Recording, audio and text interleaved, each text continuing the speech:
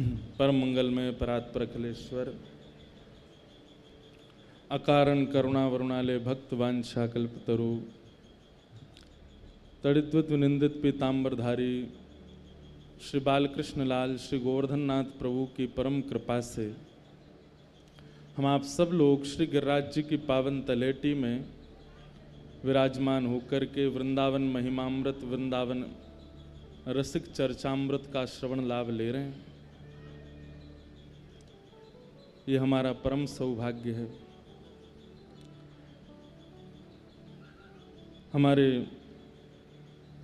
बाबा चित्र विचित्र जी के परम लाडले श्री राधा रसिक बिहारी जी महाराज, जो कि ऐसे ऐसे सुंदर छटा रोज धारण करते हैं, ऐसे सुंदर श्रृंगार में रोज विराजते हैं, आज पान की कुंज में बैठे हैं और वहाँ में भी पान पे गीत गोविंद लिखो है। बंधुओं देखो, उत्सव तो सब लोग कर लेते हैं, पर उत्सव में नवीनता ये आचार्य कृपा से प्राप्त होती है। अब नौका विहार तो सब कर रहे हैं, फूल मंडली फूल बंगला तो सब कर रहे हैं, 56 भोग तो सब लगा रहे हैं, पर उसमें कुछ नवीनता।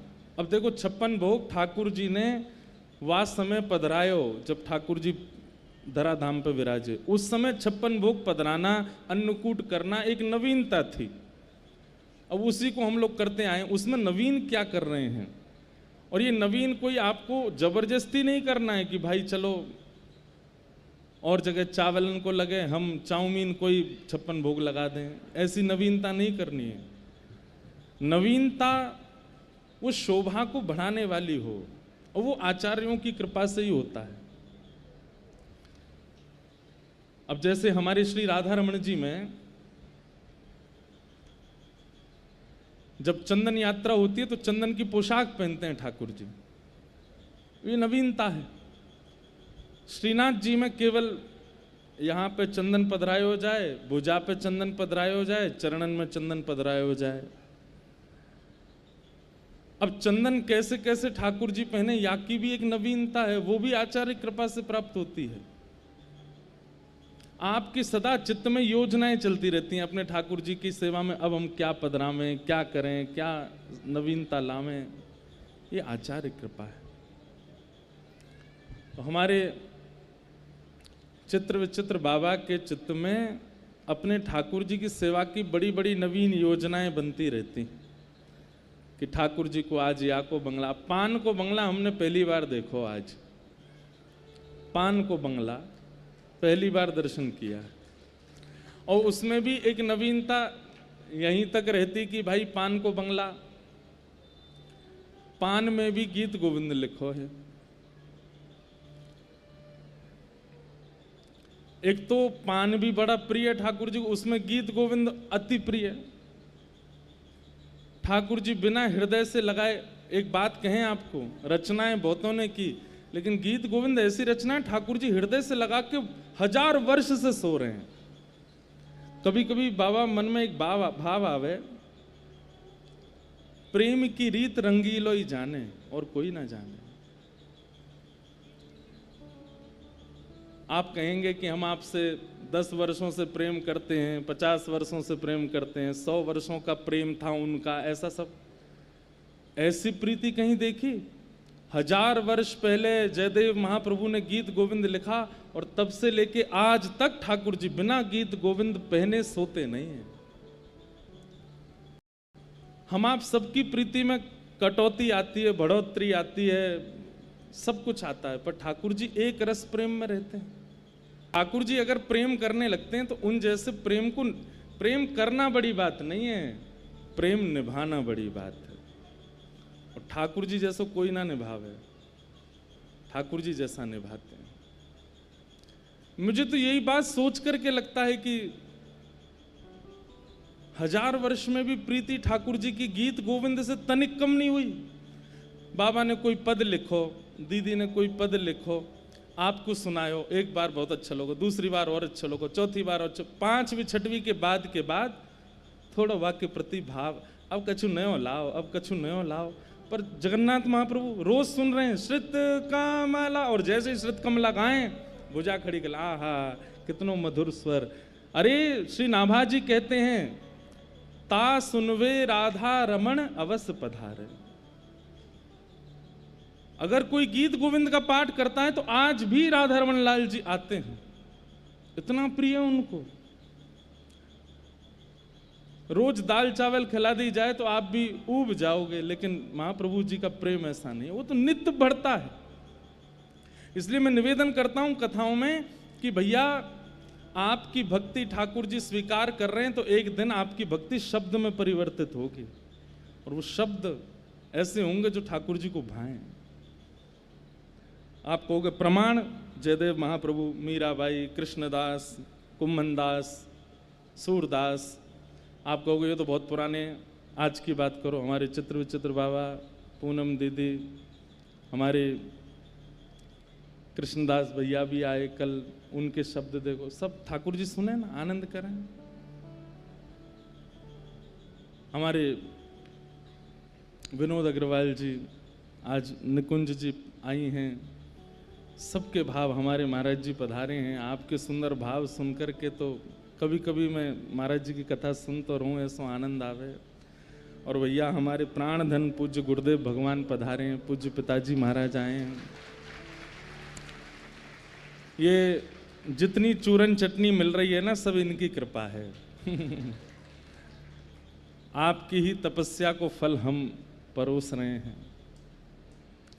हम तो कहमें कि तप आपने क्यों, हमने कहा तप क्यों, हम तो जबरदस्ती कर रहे हैं। दंडोटी लगाया हो, कथा कर लियो, नेक्स्ट श्रम कर लियो, क्योंकि तप तो सारो आपने कर लियो, हम तो बस आनंद कर रहे हैं। तो ठाकुर जी को अपने वैष्णव के हृदय के भाव बहुत प्रिय लगते हैं। यहीं तलेटी में बैठ करके श्री चतुर्भुज दास जी कह रहे हैं, देखो श्रीनाथ जी के दर्शन किए, श्रीनाथ जी के दर्शन किए, हमारे गिरधर लाल जी के दर्शन किए, ऐसे रहेंगे। ठाकुर जी की आकृति ऐसी है, लेकिन पीछे गिरिराज जी क्यों हैं? ये गिरिशिला में क्यों रहते हैं सदा? क्योंकि श्री चतुर्भुज दास जी ने ठाकुर जी से निवेदन किया है। मेवाड़ चले गए, लेकिन गिरिशिला संग लेकर के गए। क्यों? बात चतुर्भुज दास ने मुझसे कही है कि भैया मैं आपकी रूप की बलैया तब लूंगा जब आप गिरिराज जी में रहोगे। तो भले ही ठाकुर जी राजस्थान चले गए, लेकिन गिरिराज जी को संग लेकर के गए, गिरिशिला में ही विराजमान है आज भी। इतने वचन के पक्के तो हम लोग कभी नहीं हो सकते, हम कह के मुकरने वाले लोग, लेकिन ठाकुर जी पालन करते हैं, हमेशा पालन करते हैं।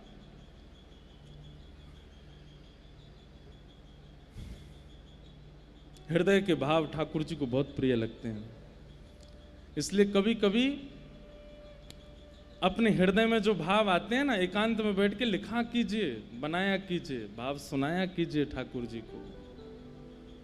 ठाकुर जी को बहुत प्रिय लगते हैं। तो हमारे श्री आज राधा रसिक बिहारी जी पान की कुंज में बैठे हैं, और ये मैं इसी बात पर कह रहा था कि इतनी योजना जो सेवा में बनती है, आचार्य कृपा है। उसमें कुछ नवीनता आती है, ये आचार्य की कृपा है। हमारे पूज्यपाद श्री विश्वेश्वर दास महाराज जी, परम पूज्य बाबा श्री गोविंद शरण शास्त्री जी महाराज जी, और परम पूज्य हमारे चित्र विचित्र बाबा के सदगुरुदेव बाबा श्री रसिका पागल बाबा जी, आप समस्त आचार्य चरणों के और श्री रसिक बिहारी ठाकुर जी के पावन मंगल महोत्सव में आज 6वें दिवस में हम लोग प्रवेश कर रहे हैं। ये हमारा परम सौभाग्य है। आगंतुक समस्त संत वृंद, हमारे सब ब्रजवासी भाई बंधु, समस्त रसिक जन, मंच पर विराजमान गंधर्वजन, पूज्य गुरुदेव भगवान, और आप सभी श्रोता भाई बंधु, माताएं बहनें, सबको जय श्री कृष्ण। ढीले कैसे पढ़ रहे हो भैया? आज निर्जला एकादशी है। जय श्री कृष्ण, जय सिया राम, जय श्रीमन नारायण, जय जय श्री राधे। कुंज बिहारी, कुंज बिहारी, कुंज बिहारी, निताई गौर। लड्डू चार कचौड़ी छह जो ना बोले वाह में ये सब हमारे ब्रज के भाव है भैया। लेकिन देवे ते पहले लड्डू चार कचौड़ी छह लेके आओ और वाकू दे के फिर दो। क्यों रे जय जय ना बोल लो तू। खूब आनंद है रो भैया। अब आज और कल 2 दिन और हैं। सबसे पहले तो हम सबसे क्षमा प्रार्थी हैं कि इस बार हम मिलने का क्रम किसी से नहीं कर पाए हैं। भागते दौड़ते मिले हैं सबसे। कई ब्रजवासी हमको खूब नाराज है गए। दीदी को भी खूब सुना रहे हैं, बोले आप मिलवा नहीं रही हो। लेकिन वास्तविकता ये है कि बहुत दिनों बाद ब्रज आए हैं तो हम रुक नहीं रहे हैं। बस कथा करें, दंडोती करें, घर चले जाएं, फिर आवें, फिर कथा करें, दंडोती करें, घर चले जाएं। सो भी बहुत कम पा रहे हैं। आप सबन से मिल नहीं पा रहे, वाक्य लिए आप सबसे हम क्षमा प्रार्थी हैं। आज दीदी बोली कि हमको लोग बहुत शाप दे दे के जा रहे हैं। बोले आप जानबूझ के नहीं मिलवा रही हो। ऐसा नहीं है बिल्कुल भी। इनको आप कुछ मत कहो, जो बात कहनी है हमसे कह लो। लेकिन कल मिलेंगे सबसे और फिर उसके बाद आप सब लोग प्रेम भाव से मिल जाना। लाल जी से भी मिल लेना। 2 दिन के सत्र और बचे हैं, आज और कल। भाव तो बहुत सारे मन में आ रहे हैं, क्या क्या सुनावें। इतने रसिकों के आचार्यों के भाव हैं। स्वामी श्री हरदास जी महाराज का कल प्राकट्य उत्सव कथा में मनाया और साथ में श्री बिहारी जी प्रकट हुए हैं। भुवन चतुर्दश की सुंदरता निधिवन करत बिहार, श्यामा प्यारी कुंज बिहारी जय जय श्री हरिदास। ये भाव 2 वर्ष पहले लिखे थे और तब आचार्यों ने कृपा करके सब ठाकुरों के प्राकट्य की भूमिका बनवाई। स्वामी जी का चरित्र हम लोग सुन रहे हैं। स्वामी जी गिरिराज जी आए एक बार। सुनो एक सुंदर भाव सुना मैं। हमारे अष्ट सखाओं में एक सखा हुए श्री कृष्णदास जी। नाम सुना? कृष्णदास अधिकारी जी था भी बहुत सुंदर। कई बार सुनाई मैंने। एक वैश्या पर कृपा करवाई श्री कृष्णदास जी ने और यहीं गिरिराज जी में ठाकुर जी के सन्मुख ला करके उसको भगवान में ही विलीन कराई दियो। जब भी निधिवन जाते हैं तो पूज्य महाराज जी पद की सेवा सुनते हैं और फिर जब पद सेवा हो जाती तब कहते अब लाला वो सुना, कृष्णदास जी को पद सुना दे। हर बार सुनते हैं। 3 दिन भी लगातार जाऊं तो तीनों बार सुनेंगे ये पद। इतना प्रिय महाराज जी को। तो कृष्णदास जी अधिकारी थे श्रीनाथ जी के मंदिर में। तो एक बार वयोवृद्ध तो हो ही गए थे, आयु उनकी हो गई थी। कुआं का जल लेकर के जाते, उसी से जलपान कर। सब लोग इधर देखो, यहां देखो, कथा सुनो ध्यान से। कुआं का जल लेकर के जाते थे सेवा के लिए, अपने स्नान आदि सबके लिए।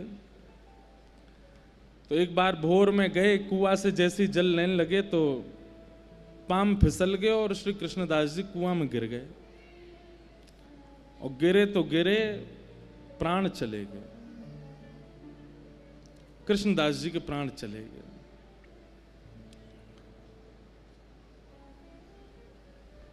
अब भैया अकाल मृत्यु तो कभी भी है सके, कोई की भी है सके, कभी भी है सके। लेकिन ब्रजमंडल में उस काल में 2 संशय प्रकट हो गए। पहला संशय तो ये कि एक कृष्ण भक्त की अकाल मृत्यु कैसे हो सकती है। इतना भगवत भजन करने वाले, इतने सुंदर सुंदर पदों से ठाकुर जी को रिझाने वाले, इतने सुंदर भावों से ठाकुर जी का मुखोल्लास करने वाले, उनकी अधोगति, उनकी अकाल मृत्यु। और फिर एक बात बड़ी प्रचलित है भैया हमारे यहां कि अच्छी बात बहुत जल्दी फैलती नहीं है, लेकिन वहम वाली बातें आग की तरह फैल जाती हैं।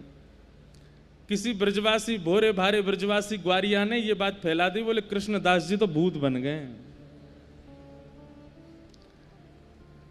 3 दिन हो गए थे कृष्णदास जी को गए। 3 दिन बाद एक ग्वारिया कोई जा रहे हो, तो उसी कुआं के बगल से जा रहा था जहां कृष्णदास जी के प्राण गए। तो जोर की हवा को झोंका आयो तो पेड़ हिल गयो। तो वहां ने दौड़ करके पूरे गांव में हल्ला कर दिया, बोले कृष्णदास जी तो भूत बन गए। मैंने देखे अपनी आंखन थे। बोले कैसे? बोले पेड़ के समान विशाल, ये बड़ी बड़ी आंख और यूं हाथ करके मेरी ओर दौड़ रहे। अब इस भाव का दुष्प्रचार पूरे ब्रज में हो गया कि श्रीनाथ जी के परम सेवाधिकारी श्री कृष्णदास जी प्रेत बन गए। तो दो भाव, पहला भाव तो ठाकुर जी को भजवे वारो, उसकी अधोगति कैसे हो गई, और दूसरी भाव उनकी अकाल मृत्यु कैसे हो गई। गिरिराज जी में ऐसे सब अपयश हैन लगे, सब जगह लोग बाग कहने लगे भैया भजन वजन में कोई सार नहीं है, नाम जप में कोई सार नहीं है, इतनो भजन करे वारो कृष्णदास भी भूत बन गए हो। अब ये बात होते होते होते होते वृंदावन निधिवन में पहुंची, और निधिवन में जैसे ही स्वामी जी महाराज ने इस भाव को सुना तो स्वामी श्री हरदास जी महाराज बोले,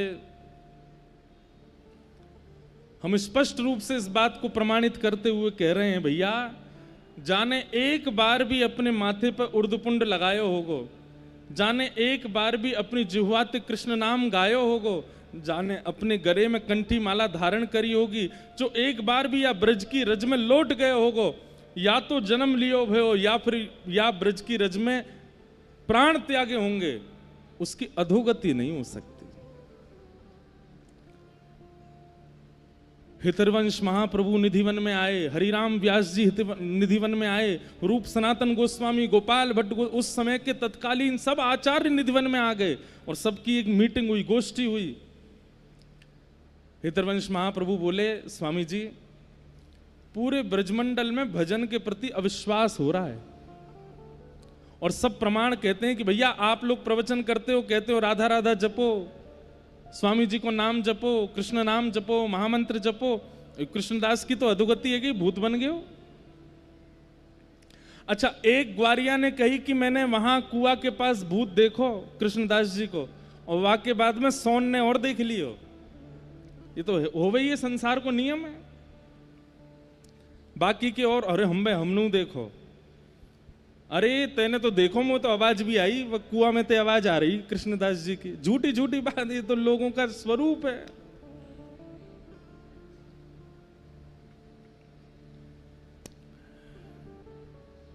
स्वामी जी महाराज, हितरवंश महाप्रभु, हरिराम व्यास जी, गोपाल भट्ट गोस्वामी, रूप सनातन गोस्वामी, सब लोग निधिवन में इकट्ठे हुए। स्वामी जी बोले, भैया देखो यहां बैठ कर के वार्ता करने से कुछ नहीं होगा। हितरवंश महाप्रभु बोले, हाँ प्रभु मैं भी ये चाहता हूं कि हम गांव गांव जाएं और जाकर के प्रवचन करें और लोगन को नाम की महिमा, कथा की महिमा, जप की महिमा बतावें। ये अविश्वास अच्छो नहीं है। स्वामी जी बोले, भैया ब्रजवासीन ने नाय समझानो, ब्रजवासीन तो कछु नाय कहनी, ब्रजवासीन के काजे प्रवचन नाय करनो। तो फिर बोले, अब तो लड़ाई ठाकुर जी तो होगी, अब तो यार श्रीनाथ जी को ही देखेंगे हम जाके। अपने यश गावे वारे कृष्णदास की अधोगति कैसे करा दी इनने।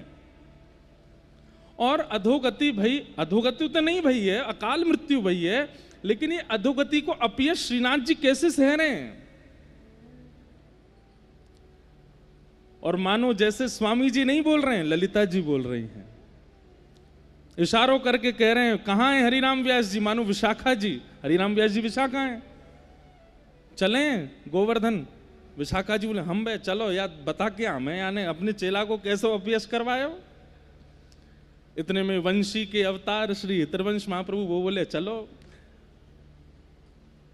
रूप मंजरी रूप गोस्वामी, लवण मंजनी श्री सनातन गोस्वामी, सब बिल्कुल अपने सहचरी भाव में आ गए। सबने अपने फेंटा कसे, मानो बोले अब या लाला को मजो चका के हमें चलो। और निधिवन से पहली बार, ऐसे तो जाते रहते हैं आचार्य चरण पर, एक साथ वृंदावन के सारे शीर्ष आचार्य निकल पड़े गिरिराज जी के लिए।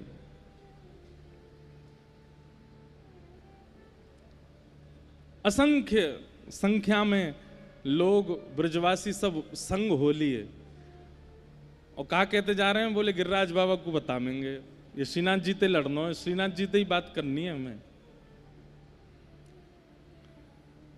इतनी सुंदर भावना बताते हैं कि अब लोगों ने नाम सुना है स्वामी श्री हरदास जी, लोगों ने नाम सुना है हितरवंश महाप्रभु, नाम सुना है गोपाल भट्ट गोस्वामी, पर किसी ने देखा तो है नहीं। अब वृंदावन से गिरिराज जी तक जितने गांव पड़े, सब गामन में लोग पुष्प आदि सब तैयार करके ब्रजवासी भोले भारे सब खड़े हैं, स्वागत करेंगे, आचार्य चरण आ रहे हैं, पर जाने ना है। तो कई बार आचार्य चरण पीछे आते हैं, सेवक जन पहले आ जाते हैं, तो सेवक जनन की माल्यार्पण है गए, उन्हीं की आरती है रही है, उन्हीं के चरण धुल गए, ये हो स्वामी हरदास जी हैं, ये हरिराम व्यास जी ने देख लिया। हरिराम व्यास जी बोले, भैया ये ब्रजवासी बड़े भोरे हैं, बताओ सेवकन को ही आचार्य समझ के पूजा कर रहे हैं। तो हरिराम व्यास जी सबसे आगे आगे चलें और गांव में पहले ही पहुंच जाएं और पहुंच के कहें, भैया देखो पतरे से होंगे, गुदरी होगी, करुआ होगा हाथ में, और यहाँ नाक से ऐसो तिलक लगा रखो, वो स्वामी हरदास जी हैं। सिर पे पीली पाग पहन रखी होगी, बड़े सुंदर कटाक्ष नेत्र होंगे, लाल उर्दपुंड लगाए होगो, बीच में रजको एक टीका होगो, वो श्री हितरवंश महाप्रभु हैं। थोड़े श्याम गौर वर्ण के से होंगे, गौड़िया वैष्णव तिलक होगो, एक शिखा रखी होगी, बस एक अचलासो पहनो होगो, अद्भुत उनकी छटा होगी, गोपाल भट्ट गोस्वामी हैं। तो हरिराम व्यास जी पहले ही पहले जाके सब गांव के लोगों को सचेत कर रहे हैं, कौन स्वामी जी हैं, कौन हितरवंश महाप्रभु हैं, इनको ऐसो सम्मान करो, इनको ऐसो करो। ब्रजवासी सबन को सम्मान करें, सबन को प्रणाम करें, और फिर कहें, भैया हमने सुनी कोई हरिराम व्यास भी आयो, वो कहाँ है? तो फिर स्वामी जी कहते, बोले आप लोगों के संग जो खड़ेंगे हरिराम व्यास है, इनका भी सम्मान करो। तो फिर ब्रजवासी अरे बाबा तुम तो पहले थे ऐसे आके बैठ गए हमारे घर में, जैसे हमारे यहाँ के ही हो, आपने अपना परिचय तो दिया नहीं। बोले अरे ये सब आचार्य चरण बड़े हैं, इनके करो। सारे आचार्य एक साथ गिरिराज जी आ रहे हैं,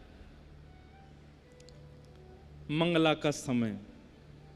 गोसाई श्री विठलनाथ जी गिरिराज जी की तलेटी में श्रीनाथ जी को श्रृंगार कर रहे हैं, और जैसे श्रृंगार कर रहे हैं, पाग बांध रहे हैं सिर पे, और इतने में ही कहा, देखो श्री जी बाबा खड़े खड़े ऐसे हाथ कांप रहे हैं श्रीनाथ जी के। गोसाई जी बोले, जय जय, कहा भैया? बोले सुनो तुम जल्दी जाओ। बोले क्यों? अरे स्वामी श्री हरदास जी आ रहे हैं, हितरवंश महाप्रभु आ रहे हैं, हरिराम व्यास आ रहे हैं, गोपाल भट्ट, रूप मंजरी सब आ रहे हैं, तुम इनको वहीं रोक लो, ये राधा कुंड में ये सबरे आके मेरी छाती पर चढ़ेंगे, वो बहुत डांटेंगे, तुम इनको वहीं रोक लो। गोसाई जी बोले, अरे जय जय, ये सब आपके सेवक हैं, आपको लाड़ लड़ावे आ रहे हैं। बोले लाड़ लड़ावे नहीं आ रहे हैं, वो कृष्णदास हवा बन गो, बाकी काज डांट में आ रहे हैं मुँह, और मुझे पूछवे आ रहे हैं कि तुमने वो हवा कैसे बनाया हो। लेकिन मैं कैसे बताऊं कि वो हवा ना बनो है। हवा समझे? हमारे ब्रज में भूतते के हैं हवा।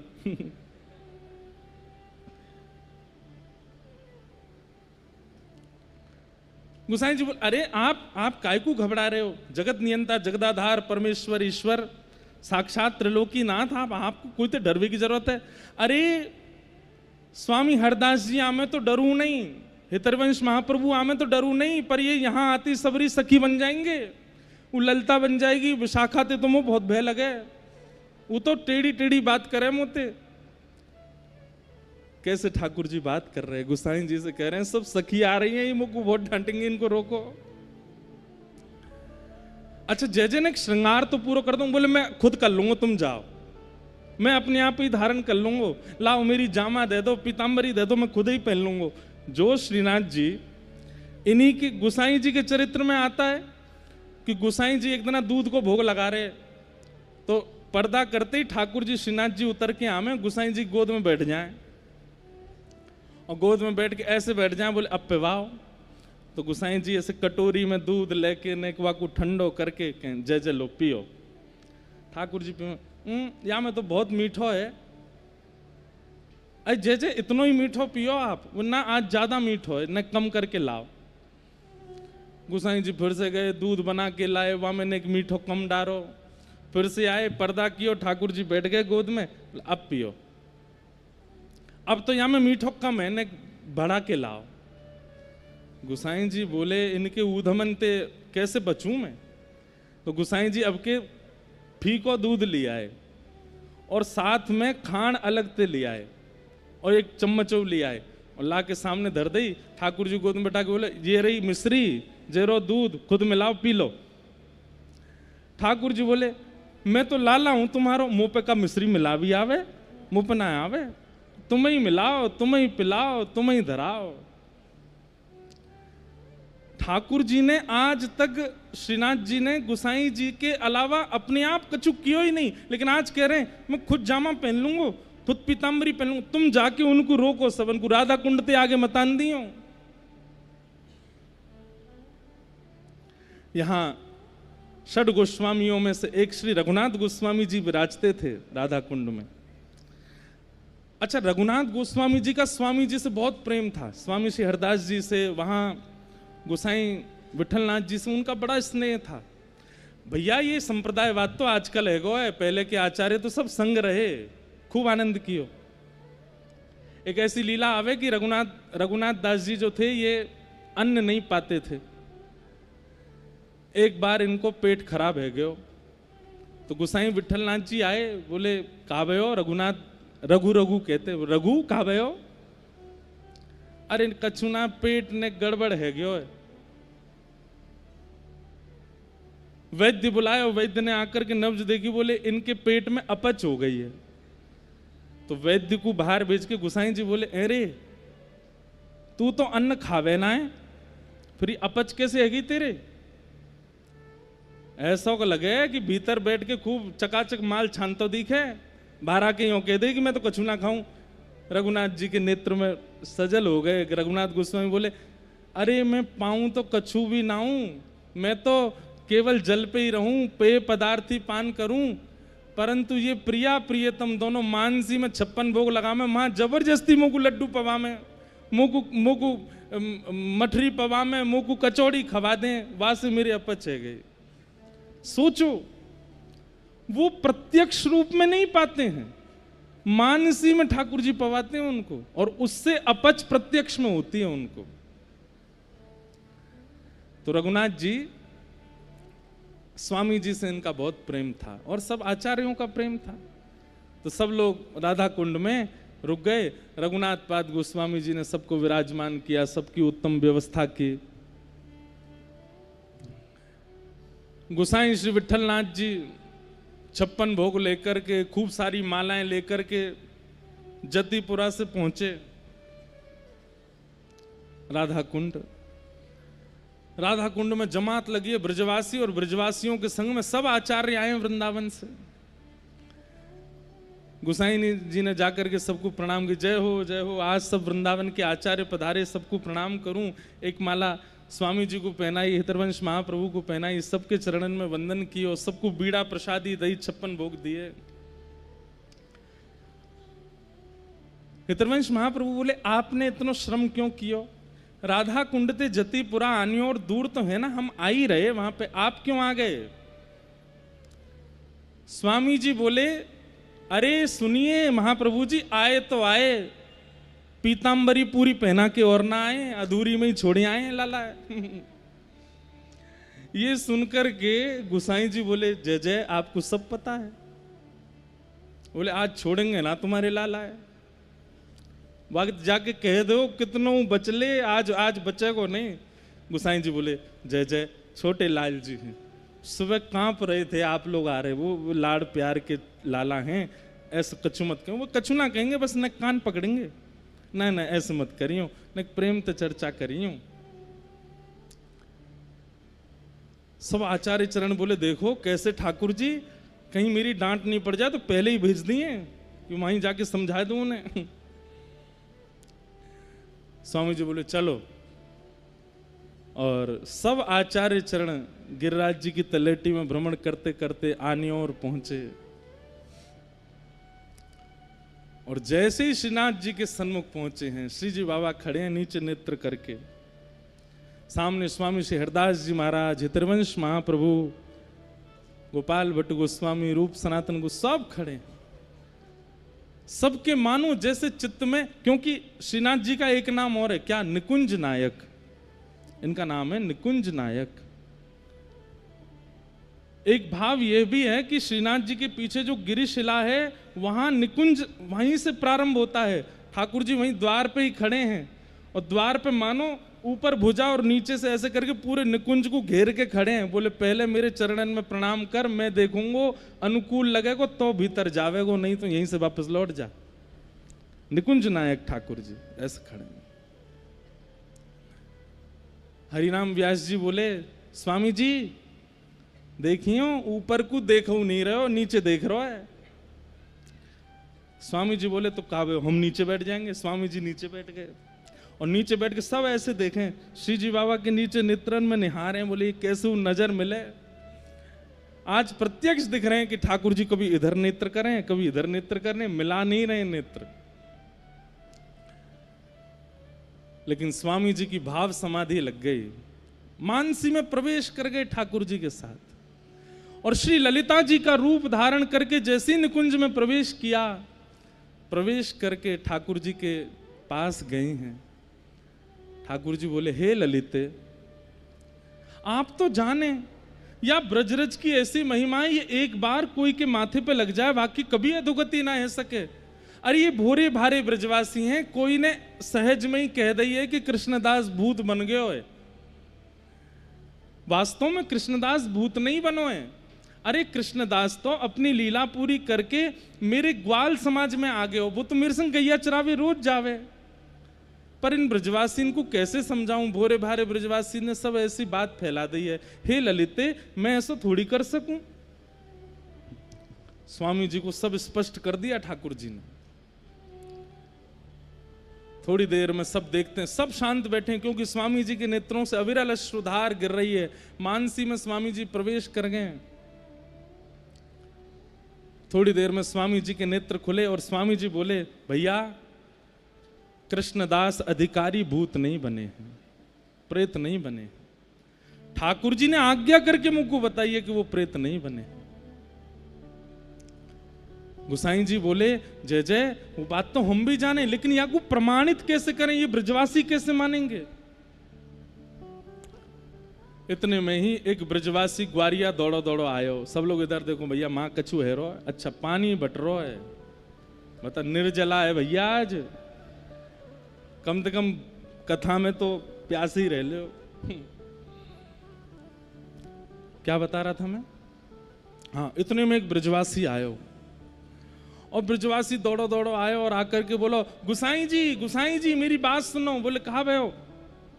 अरे मैं भोर में गैया चरावे गयो और गैया चरावे जब गयो तो वहां मैंने असंख्य गैया देखी और उन असंख्य गैयान के बीच में मैंने कृष्णदास जी देखे। तो बोले तू कहा कहना चाहे वो भूत हैं? बोले ना, वही बात बता रहा हूं। मैंने कृष्णदास जी जब देखे तो मैं तो उनको देख के माथे भाजन लगो, लेकिन कृष्णदास जी मेरे सामने आकर के बोले भैया भाजे मत, मैं तो को बताने आया हूं। बोले कहा? बोले इस संसार के लोगन को जाके सबंत कह दे अपयश नहीं फैला, मैं भूत ना हूं। अभी मैं तो ठाकुर जी के नित्य निकुंज में गौ सेवा की सेवा ठाकुर जी ने इनकी गैया चरावे जा रहा हूं। और बाबा मैंने एक चीज और देखी। बोले कहा? बोले जब कृष्णदास जी के प्राण छूटे तब वो वयोवृद्ध थे, लेकिन आज जो मुझको कृष्णदास जी मिले वो तो बिल्कुल युवा स्वरूप में, ऐसी सुंदर पाग बंदी, ऐसे सुंदर उनके गाल गोल मटोल चमक रहे। लेकिन सारी बात घूम करके यहीं आ जाए कि ब्रजवासियों को क्या प्रमाण देंगे हम।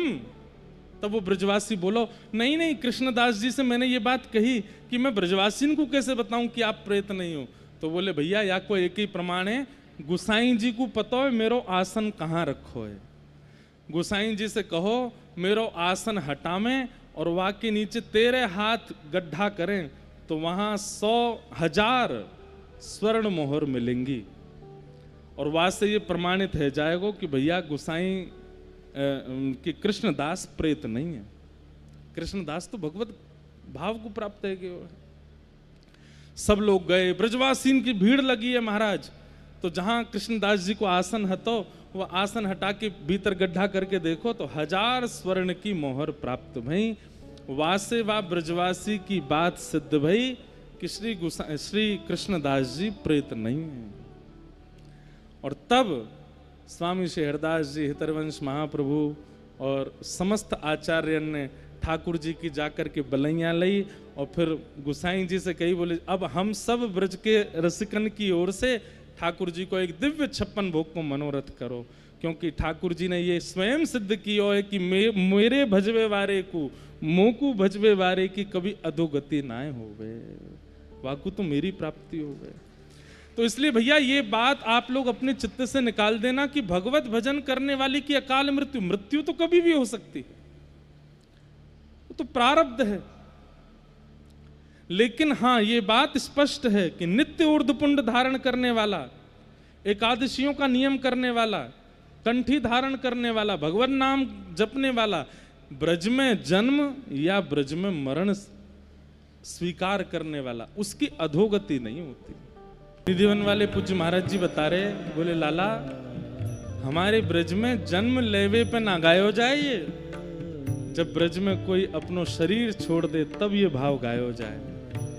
ब्रज में जन्म लेनो ब्रज की प्राप्ति एक बार को नहीं होगी, लेकिन ब्रज को स्मरण करते करते प्राण त्यागनो वो ब्रज की प्राप्ति है। भैया सावधानी से सुन लो सबरे, अगर आपकी जिह्वा पर युगल नाम विराजमान है, स्वामी जी के भाव से कह रहा हूं, मेरी बात मत मानियो, आपकी जिह्वा पर युगल नाम विराजमान है, आपके मस्तक पर यदि ऊर्ध्वपुंड विराजमान है, आपके जीवन में एकादशी को नियम है या फिर जो आपकी परंपरा को नियम है वो नियम विराजमान है, आप साधुन के महात्मान के रसिकन की ब्रज की सेवा में लगे रहे हो, आपकी अधोगति नहीं हो सकती। ये बात प्रमाणित करके कह रहे हैं। चाहे कैसे भी प्राण निकले लेकिन कभी प्रेत योनि प्राप्त नहीं होगी। और तो और भैया वृंदावन वाले तो यूं के प्रेत योनि तो बहुत दूर की बात, पुनर्जन्म नहीं होगा। श्रीधाम वृंदावन में, निज वृंदावन में प्रवेश मिलेगा। जैसे किसी रसिक को देख करके मन में भावना आती है, कितने भाग्यशाली ठाकुर जी को भजते हैं। किसी महापुरुष को देख करके वंदन करने की इच्छा होती है, ऐसी भैया कभी ब्रज में कोई शव यात्रा देख लो ना, वहां को देख करके भी हाथ जोड़े करो। भाग्य है या के, सौभाग्य है या के जो ब्रज में प्राण त्यागे, ब्रज में अंतिम श्वास लिए। महादेव कहते हैं पार्वती जी को, ये ब्रज भूमि कैसी है, यहां जन्म ले लो, मृत्यु कहीं भी, भगवत धाम की प्राप्ति है। भगवत धाम मतलब वृंदावन की प्राप्ति है, निज वृंदावन। जन्म कहीं भी हुआ हो, प्राण ब्रज में चले जाएं। तीसरा, जन्म कहीं भी हो, प्राण कहीं भी निकले, लेकिन अंतिम श्वास लेते समय ब्रज का स्मरण हो जाए, ब्रजवासी दिख जाए, ब्रज का कोई कण मुख में चला जाए। और चौथा, जन्म भी कहीं हुआ हो, मृत्यु भी कहीं हुई हो, अंतिम क्षण में किसी ब्रजवासी के दर्शन भी ना हुए हो, अंतिम कण भी कोई ब्रज का ना गया हो, लेकिन या तो अंतिम यात्रा का या फिर अंतिम संस्कार का कोई ब्रजवासी दर्शन कर ले तो भी वृंदावन की प्राप्ति है, तो भी ब्रज की प्राप्ति है। आजकल हम लोग रहस्य जानते नहीं, वृंदावन के रस को जानते नहीं, बस आ रहे हैं यहाँ पे धुआंधार ऊधम मचा रहे हैं। ब्रज सामान्य नहीं है, ये शब्द कोई सामान्य है। जा रज को सुर नर मुनि वंचित, शिव शंकर सिर ध्यायो, भाग्य बड़ो वृंदावन पायो। वृंदावन में प्राण त्यागवे वारो निज वृंदावन चलो जाए। और वह निज वृंदावन में कौन मिले वाकू? अरे साक्षात स्वामी जी महाराज चलते हुए दिखेंगे। श्री हितरवंश महाप्रभु, गोपाल भट्ट गोस्वामी, रूप सनातन गोस्वामी, श्री चैतन्य महाप्रभु, ये वृंदावन को भजवे वारी मीराबाई, कृष्णदास, सूरदास, नंददास, कुंभनदास, ये सब हैं निज वृंदावन में। और जैसे ही व्यक्ति वृंदावन में प्राण त्याग के निज वृंदावन में जावे, यही सब वाक्य परिवार है जाएं। या हमारे रसिकाचार्य कह रहे हैं। अरे भैया, यहां लगभग सब लोग भजन वाले बैठे हैं जो भजन करें। प्रिया प्रियतम मिलेंगे ना मिलेंगे पतो ना, और कोई कृपा हम पे होगी नहीं होगी पतो नहीं, लेकिन एक प्रार्थना ठाकुर जी से नित्य करो, बोले हे नाथ कछु दियो चाहे मत दियो, लेकिन अंतिम क्षण हमें नहीं पता कब आएगो, वह समय बस सबरे रास्ता बंद कर दियो, हम बाहर जा ही नहीं पाओ, रहे यहाँ ब्रज में। और यदि कहीं बाहर निवास है तो ऐसो कोई योजना बनियो कि कैसे वो वृंदावन आ जाए और श्रीधाम वृंदावन की रज हो। हे ठाकुर जी, भले ही हमारी योग्यता ना हो आपके प्रत्यक्ष निकुंज के दर्शन की, लेकिन हमारे भजन के बल से, हमारे एकादशी के भाव से, हमारे सब नियमों का फल ये दे देना कि प्राण ब्रज में ही जाऊं और कहीं नहीं हो। बात को प्रमाणित करने के लिए स्वामी जी गिरिराज जी आए कि भैया भगवत भजन जाने कियो होगो, बाकी अधोगति नहीं है सके। प्रेत योनि तो अधोगति में सबसे निम्न कोटि की गति है, जिसको नरक में भी स्थान नहीं मिलता वो प्रेत बनता है। और भगवत भजन करने वाला प्रेत बनेगा, भूत बनेगा? हो ही नहीं सकता। इसलिए संशय भी मत कीजिएगा कभी चित्त में, कोई भगवत भजनानंदी यदि अकाल मृत्यु ग्रसित हो जाए, भगवान ना करे कभी हो, पर हो जाए, तो उसके प्रति ये संशय बुद्धि मत लाइएगा कि क्या पता अकाल मृत्यु है, कहीं अधोगति ना हुई हो। ना, स्वामी जी महाराज प्रमाणित करते हैं और वो करके गए।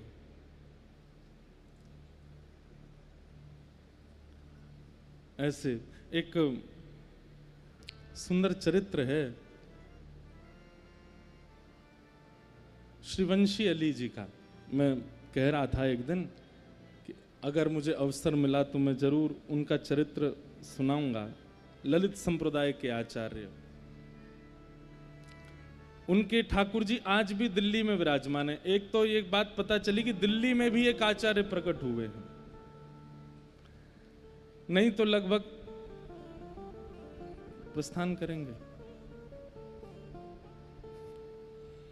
जय हो।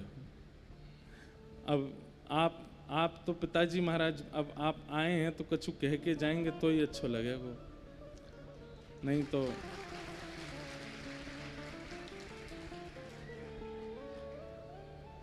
सब लोगन को ये लगे कि बताओ पिताजी आए और छोरा खुद ही बोलता रहे, उनसे नहीं बुलवाए है। तो हमारे प्राण धन, हमारे जीवन धन, हमारे गुरुदेव भगवान, हमारे पूज्य पिताजी महाराज, जिनकी कृपा दृष्टि से ये सब भाव आप सबके मध्य प्रस्तुत होते हैं, ऐसे पूज्य गुरुदेव भगवान आए हैं। देखो भागवत जी में तो नियम है कि अनुष्ठानिक कथा है, प्रवाह में, मध्य में कथा का रुकना नहीं चाहिए, लेकिन ये तो उत्सवात्मक कथा है और यहाँ रसिकों की चर्चा चल रही है, भक्तों के चरित्र चल रहे हैं, वृंदावन रसिकों की रस चर्चा है। तो इसके मध्य में तो आचार्य चरणों का भाव ऐसा समझो कि जैसे मानो सुंदर आप दाल भात पा रहे थे तो बीच में ने पापड़ आयो है, वाकू भी मिला के और स्वादिष्ट बना लो। हाँ, तो ये तो, या फिर ऐसा समझो कि नमकीन नमकीन बहुत पायो, अब ने एक मिठास ले, अब ने एक मीठो कछु पाओ। तो ये तो आचार्यन को उत्सव है। या में मध्य में यदि आचार्य महापुरुषन की वाणी सुनने को मिले तो ये तो सौभाग्य है। तो सब लोग सुनो। प्रवंशी अली जी एक महापुरुष हुए दिल्ली में। दिल्ली वाले कितने लोग बैठे, हाथ ऊपर करिए। हमको ऐसा लगे कि दिल्ली वाले इनके पास, बेचारे इनके पास केवल एक वृंदावन ही है 150 किलोमीटर दूर, पर दिल्ली में भी एक आचार्य चरण प्रकट भये हैं और उनकी लीला हम लोग अभी श्रवण करेंगे। वृंदावन बिहारी लाल की। गुरुदेव भगवान पूज्य पिताजी महाराज आज कथा में कृपा करके पधारे, उनको बारंबार प्रणाम, बारंबार वंदन। ऐसे ही आपकी कृपा दृष्टि आशीष बनो रहे। महाराज जी, हम पे तो कृपा है कि हमारे पूज्य पिताजी ही गुरु जी हैं, तो हम तो जो गुरु शिष्य सेवा में हट करके आपसे आशीर्वाद ले लें। जिद करके आपसे आशीर्वाद प्राप्त कर लें। ऐसे हमारे पूज्य गुरुदेव भगवान को बारंबार प्रणाम है। परम पूजनीय प्रातः स्मरणीय पूज्य श्री गोरीलाल कुंज वाले महाराज जी मंच पर विराजमान है गए हैं। एक बार प्रेम से कहो कुंज बिहारी। कैसे ढीले पड़ रहे हो निर्जला के कारण, जोरते बोलो कुंज बिहारी। एक बात सुनो, हमारी कथा, नियम, साधन, नामजप और परिक्रमा ये कभी बोझ मान करके नहीं करने चाहिए, ये तो सौभाग्य मान के करने चाहिए। अगर आपकी परंपरा में निर्जला को, एकादशी को नियम है कि एकादशी करनी चाहिए, तो या ऐसी एकादशी को तो आप सौभाग्य मान के करो। कई लोग, मुझे निश्चित पता है यहाँ कई लोग ऐसे बैठे हैं जो एकादशी के साथ साथ निर्जला भी कर रहे हैं। तो भैया यहाँ में बिल्कुल भी यूँ नहीं आना चाहिए कि द्वादशी कब लगेगी, कब पान करेंगे। ये तो हमारा सौभाग्य है। बड़े प्रेम के साथ, उत्सुकता के साथ आप सब लोग ऐसे भावन को करो। हमारे हरिदास परंपरा में तो एक ही दशा एकादशी है, एक ही दशा। प्रिया प्रियतम को नित्य विलास, बोले आप लोगन की तो एक एकादशी, हमारी तो रोज की एकादशी है। एक ही दशा रहे सदा। ऐसे हमारे सब हरिदासी परिकर हैं। महाराज जी मंच पर विराजमान भय, स्वामी जी के सुंदर भाव। अभी महाराज जी, स्वामी जी गिरिराज जी आए, जब कृष्णदास अधिकारी जी को प्रेत बनने की खबर है गई, तो स्वामी जी कैसे गिरिराज जी आए सब रसिकन के साथ, और श्रीनाथ जी भयभीत है कि वो सब लीला अभी हम सुन रहे, सब भाव सुन रहे। और वही में भाव आयो, भाग्य बढ़ो वृंदावन पायो। तो एक मेरे मन में 2-3 दिन से, बहुत दिन से एक भाव चल रहे हो कि श्री वंशी अली जी को चरित्र सबके मध्य में प्रस्तुत किया जाए। बहुत ध्यान से सुनियो, और दिल्ली वाले तो विशेष रूप से। आज हमारे बीच में रविनंदन शास्त्री जी भी पधारे हैं, उनको भी बारंबार प्रणाम है, वंदन है। स्वतंत्र भाव से आए हैं, मानसी सेवा करके मंच पे पधारे। तो अब महाराज जी पूरे उत्सव में विराज के फिर प्रस्थान करेंगे, तो ये भी एक सौभाग्य, आनंद रहेगा। सब लोग सावधानी से बैठो, इधर देखो, ना लगेगी हमें नजर, देख लो जी भर के, सुन लो। बस इधर उधर मत देखियो। जैसे वृंदावन में यमुना तट पर ठाकुर जी ने वंशी बजाई, और वही वंशी श्री हितरवंश महाप्रभु के रूप में प्रगटी, ऐसे ही गोवर्धन के समीप चंद्र सरोवर पर किशोरी जी ने वंशी बजाई, हमारी लाडली जी ने वंशी बजाई। और जैसे ठाकुर जी की वंशी सुन के सब गोपी भागी ठाकुर जी से मिलन को, ऐसे ही जब शाम किशोरी जी ने वंशी बजाई तो ठाकुर जी दौड़े। क्यों?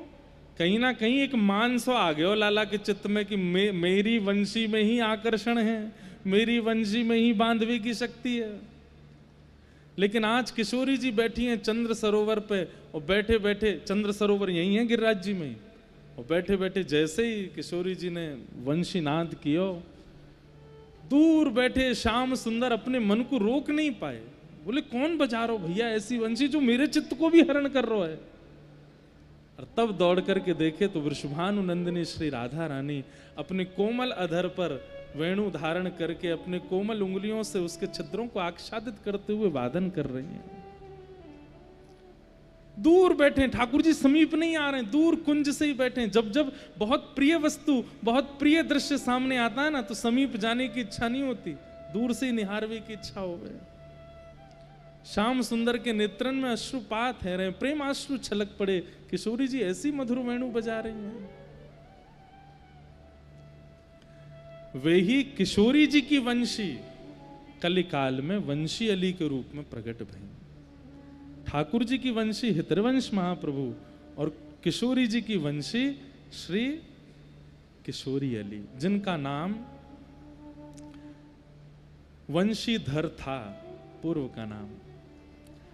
और इस बात का प्रमाण क्या हुआ कि ये किशोरी जी की वंशी हैं? तो चरित्र में वर्णन आता है कि एक बार वंशी अली जी दर्शन करने के लिए गई जगन्नाथपुरी, तो जैसे ही आप जगन्नाथ जी के मार्ग में थी, वहां ब्रह्म वेदी पर बैठे हुए महाप्रभु जगन्नाथ ऐसे झूमने लगे।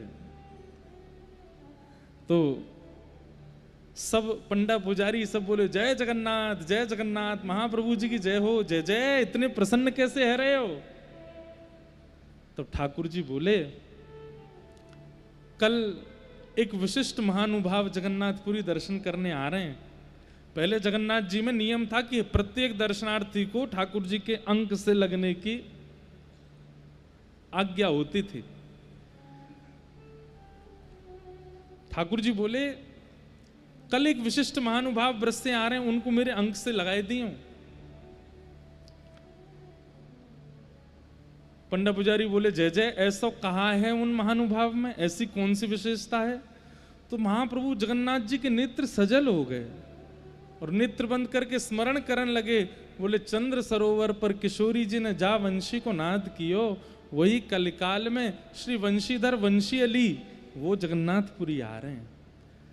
आप उनको लाए करके मेरे हृदय से लगा दिए। वो किशोरी जी की वंशी के अवतार हैं,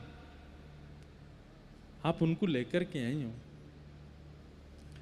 दूसरे दिन जैसे ही वंशी अली जी रात में पहुंचे, पूरी रात व्याकुल रहे, जगन्नाथ जी के दर्शन करेंगे, महाप्रसाद पाएंगे, जगन्नाथ जी को निहारेंगे, इतने भावावेश में। लेकिन आप जैसे ही मंदिर पहुंचे तो द्वार पे ही लोग एक एक आदमी को रोक को पूछे, तुम्हारा नाम क्या है, तुम्हारा नाम क्या है। जैसे ही वंशीधर जी पहुंचे तो आपसे पूछी, आपका नाम क्या है। तो आपने कही वंशीधर। बोले, आप वंशीधर वृंदावन से आए हैं। बोले जी। अरे अरे आओ आओ आओ, पंडा पुजारी आ गए, सबरे उनको गोद में जैसे जगन्नाथ जी को उठावे ऐसे उठा के ले गए मंदिर में। उनको विश्वास ही नहीं, भैया तुम सबरे कैसे जानो। सब जय जयकार करने लगे, वंशी अली जी की जय हो, वंशीधर जी की जय हो। और महाप्रभु जगन्नाथ जी ब्रह्म वेदी पर झूम रहे हैं। विचार भी नहीं किया था कि इतना प्रेम मिलेगा। जब गए सन्मुख, जय जय, इतना प्रेम क्यों बरसाए हो। तो पुजारी जी बोले, आप पूर्व में किशोरी जी की वंशी रहे हैं, इसलिए आप वंशी अली के रूप में प्रकट भए। आपकी आवे की सूचना महाप्रभु जी ने हमको दी। ये सुनकर के वंशी अली जी भावावेश में चले गए कि महाप्रभु जगन्नाथ जी मुझको याद करें, मेरी पता है उनको। उससे ये बात सिद्ध हो गई कि भैया ये किशोरी जी की वंशी ही वंशी अली के रूप में प्रकट। अली मतलब सखी, अली मतलब सहचरी। हमारे ब्रज में अली अगर कहें तो या को मतलब वंशी आली, वंशी अली, यानी कि वंशी सखी। आपके पिताजी श्री प्रद्युम्न मिश्र जी और माता श्री कृष्णावती जी, जिनके यहाँ वंशीधर जी का जन्म हुआ। जन्म हेते ही ये बात तो देखी गई, समस्त आचार्यों के प्रादुर्भाव में कुछ विलक्षणता है। वंशीधर जी का जब जन्म हुआ तो जन्म लेते ही इन्होंने मातृ दुग्ध पान नहीं किया। अपनी मैया को दूध नहीं पियो, नेत्र नहीं खोले, मुख से कोई स्वर नहीं निकालो, हाथ में मतलब बस श्वास चल रही है और कुछ नहीं किया। आपके पिताजी पहले वृंदावन में विराजते थे, ललित कुंज नाम से स्थान पे आप विराजते, वहां आपके ठाकुर जी। परंतु फिर किसी कारण से फिर दिल्ली में विराजे और वहां चांदनी चौक के पास में श्री लाडली जी को मंदिर है, वही आपके प्रियालाल जी हैं। तो ध्यान से सुनियो, आपको जन्म भयो लेकिन आपने कोई प्रतिक्रिया नहीं की। एक बालवत नेत्र बंद करके, मुख बंद करके बस श्वास चल रही है, जीवित अवस्था है, लेकिन और कोई प्रतिक्रिया नहीं। जिस बात से सब माता पिता बड़े दुखी है गए, बोले ये कछु कहमे ही नहीं है। अब ब्रज से संबंध था माता पिता को, तो ब्रजवासी भी गए। पतो चली दिल्ली में भैया प्रद्युम्न जी के यहाँ लाला भयो है, चलो बधाई दे के यहाँ में बधाई लेके ब्रजवासी गए। और ब्रजवासी ने जाकर के खूब बधाई, खूब आनंद किया, लेकिन घर में तो सब उदास। प्रद्युम्न पिताजी आपके जो, उनने कही भैया लाला तो भयो, श्वास चल रही है, लेकिन ना तो मैया को दूध पीवे, ना नेत्र खोले, ना कोई स्वर निकाले, हम कैसे उत्सव मनाएं। तो एक बड़े योग्य ब्रजवासी वो बोले लाओ मोए दो, गोद में लियो। और जैसे मुखाकृति देखी तो मंद मंद मुस्कान है, आहा, जैसे मानो किसी मानसी अवस्था में हो बालक, समीप कान लेकर के और भाव से कही राधा राधा राधा राधा राधा श्री राधा। जब राधा राधा नाम सुनायो तो जैसे जैसे राधा नाम चले, कभी उनको एक पाँव हिटे, कभी एक हाथ हिले, कभी एक आंख मचले, कभी मुख खुल जाए, कभी किलकारी निकले। ऐसे करते करते ज्यों ज्यों राधा नाम भयो, दोनों नेत्र खुल गए, भुजा खड़ी है गई, पाम चलन लगे, मुख से स्वर निकलन लगो। सब कहने लगे अरे भैया प्रद्युम्न जी, तुम्हारे यहाँ कोई किशोरी जी की सहचरी आई है। ये संसारी जीवन को नाम सुन के, उनकी पुचकार देख के, उनके भाव जान के नहीं उठ रही है, किशोरी जी को नाम सुन के उठ रही है। और तब उत्सव मनो, और फिर राधा नाम उते ही उत्सव मनो। ऐसे श्री वंशी अली जी जन्म से ही उनमें लक्षण दिखने लगे श्री जी सखी के। बाल्यवस्था आपकी ऐसी कि जैसे जैसे आप बड़े भये, सामान्य बालक तो खेलते हैं, कूदते हैं, दुनिया भर के उधम करें, पर आपकी तो एक ही केली है। जो भी आपके सखा हैं उनसे भी अलग अलग धुन में, अलग अलग भाव से कैसे भी राधा राधा गाओ बस। और बाल्यकाल में ही अपना श्रृंगार कर लेते और श्री जी की तरह बन करके, वैसे तो सखी भाव है तो सखी भाव में बन करके फिर डोलो करते घर में। पिताजी धोती लेके आवे, कुर्ता बगलबंदी लेके आवे, पर ये तो लहंगा पहन के डोले, वही भाव में रहे श्री जी के भाव में। बंधुओं एक बात कहें, कई बार भक्ति ना आती है जीवन में, लेकिन पारिवारिक ऐसा माहौल मिलता है कि उनको वो स्वीकार नहीं होती। इससे व्यथित मत होइए।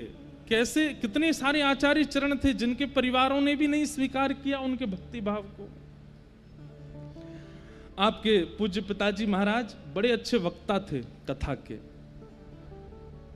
जगह जगह जाते कथा करते, यजमानी थी उनकी। लेकिन आपकी ऐसी इन लीलाओं को देख करके माता जी को बड़ी चिंता होती थी। बोले कि यार ये कहीं सब सखी सखी बोले, याकू सब या के प्रति ऐसा भाव रखें।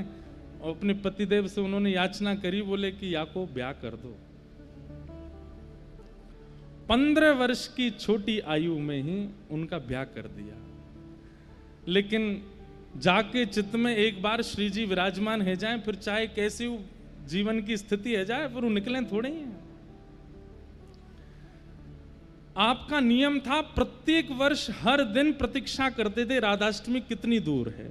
हर दिन सुबह उठ करके आपका एक ही नियम, आज कौन सी तिथि है और अब आज की तिथि से राधाष्टमी कितनी दूर है, और उतनी बार किशोरी जी को नाम जप करते। और जैसे आज से राधाष्टमी 15 दिन दूर है तो श्री राधा श्री राधा श्री राधा श्री राधा, और जैसी 14वीं बार राधा बोलते और 15वीं बार राधा बोल के तुरंत भुजा उठा के बधाई हो, ऐसे रोज बधाई देते और प्रतीक्षा करते कब आवेगी राधाष्टमी। विचार करो, मैं तो 15 दिन बताए, अब सोचो 6 महीना दूर है राधाष्टमी, तो 6 महीना में जितने दिन हैं उतने दिन गिनते श्री राधा श्री राधा श्री राधा। और जैसे ही राधाष्टमी वाली तिथि आती मुख पे, राधाष्टमी वाला दिन आता, 6वें महीना जोरते बधाई देते, पूरे घर में हल्ला है जातो। माता पिता सब कहते पतो ना कहाँ है, क्या भाव में रहे। एक बार की बात, किशोरी जी की बधाई गव रही थी राधाष्टमी की,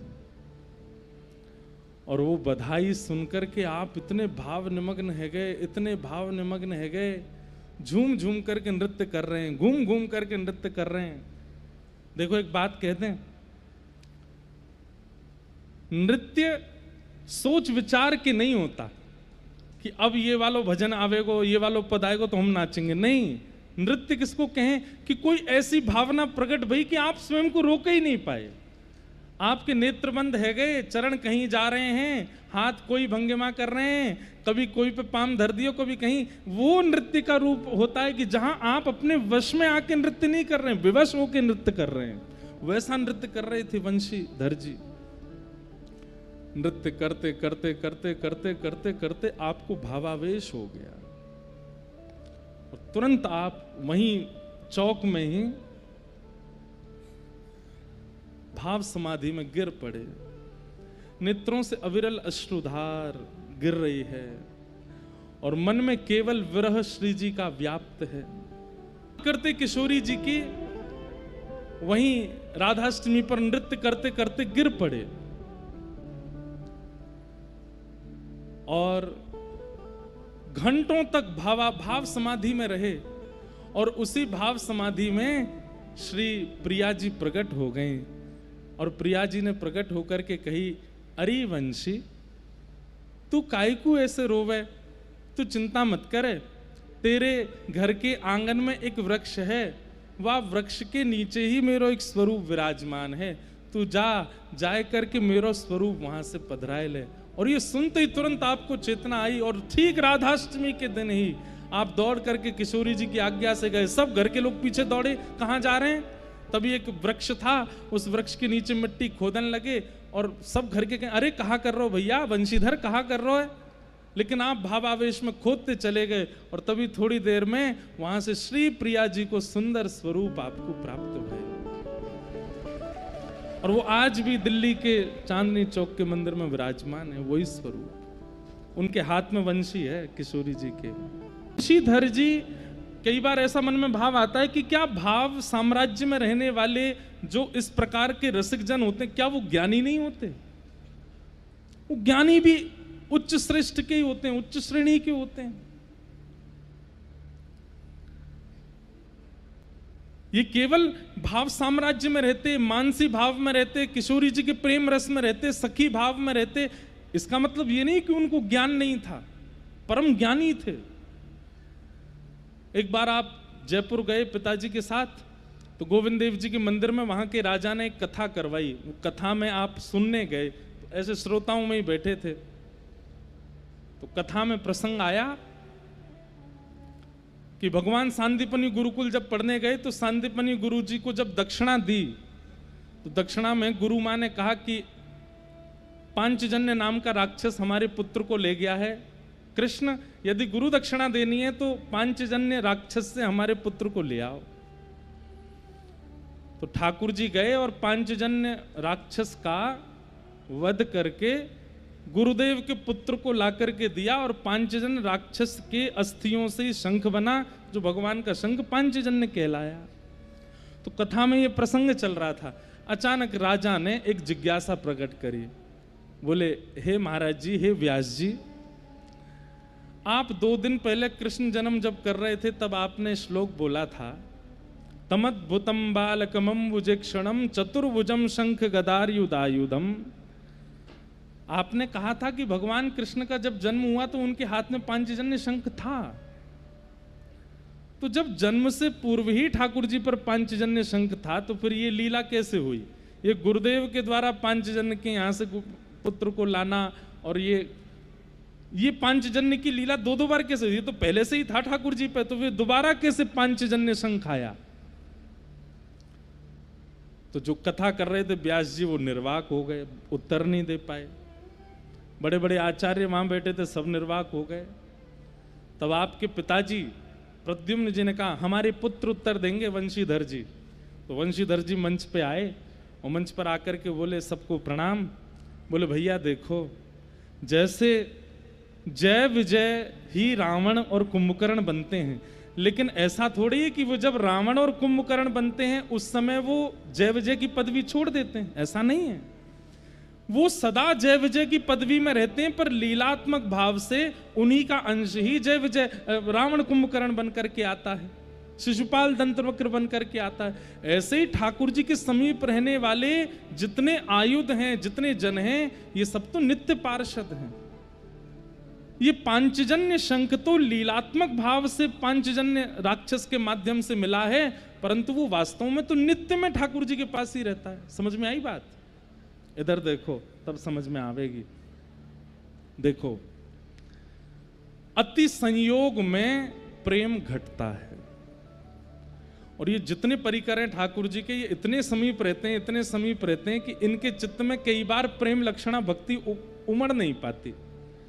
तो ये ठाकुर जी से याचना करते हैं, नाथ हमको आपका कभी विरह ही नहीं होता। तो ठाकुर जी इनको विरह देने के लिए, इनके चित्त में थोड़ी व्याकुलता प्रदान करने के लिए लीला करवाते हैं। इसीलिए जय विजय नित्य पार्षद रावण कुंभकर्ण बन के आते हैं। और पांचजन्य शंख, ये पांचजन्य राक्षस की अस्थियों से दोबारा निर्मित होकर के, कुछ दिन का वियोग इनको सहाना होता है ना, इसलिए ये लीला हुई। ये उत्तर सुनकर के राजा तो प्रसन्न हो गए, नन्हे से इतने सुंदर उत्तर दे रहे हैं। और उसके बाद जयपुर में भी आपकी खूब, जयपुर में भी स्थान है श्री वंशी अली जी का। तो आप इतने भाव साम्राज्य में रहते थे, लेकिन आप ज्ञानी भी बहुत थे। राधाष्टमी पर प्रिया जी पधारी और उन प्रिया जी को आपने मंदिर में विराजमान कर दिया। अब तो महाराज हर राधाष्टमी पर उत्सव होता है।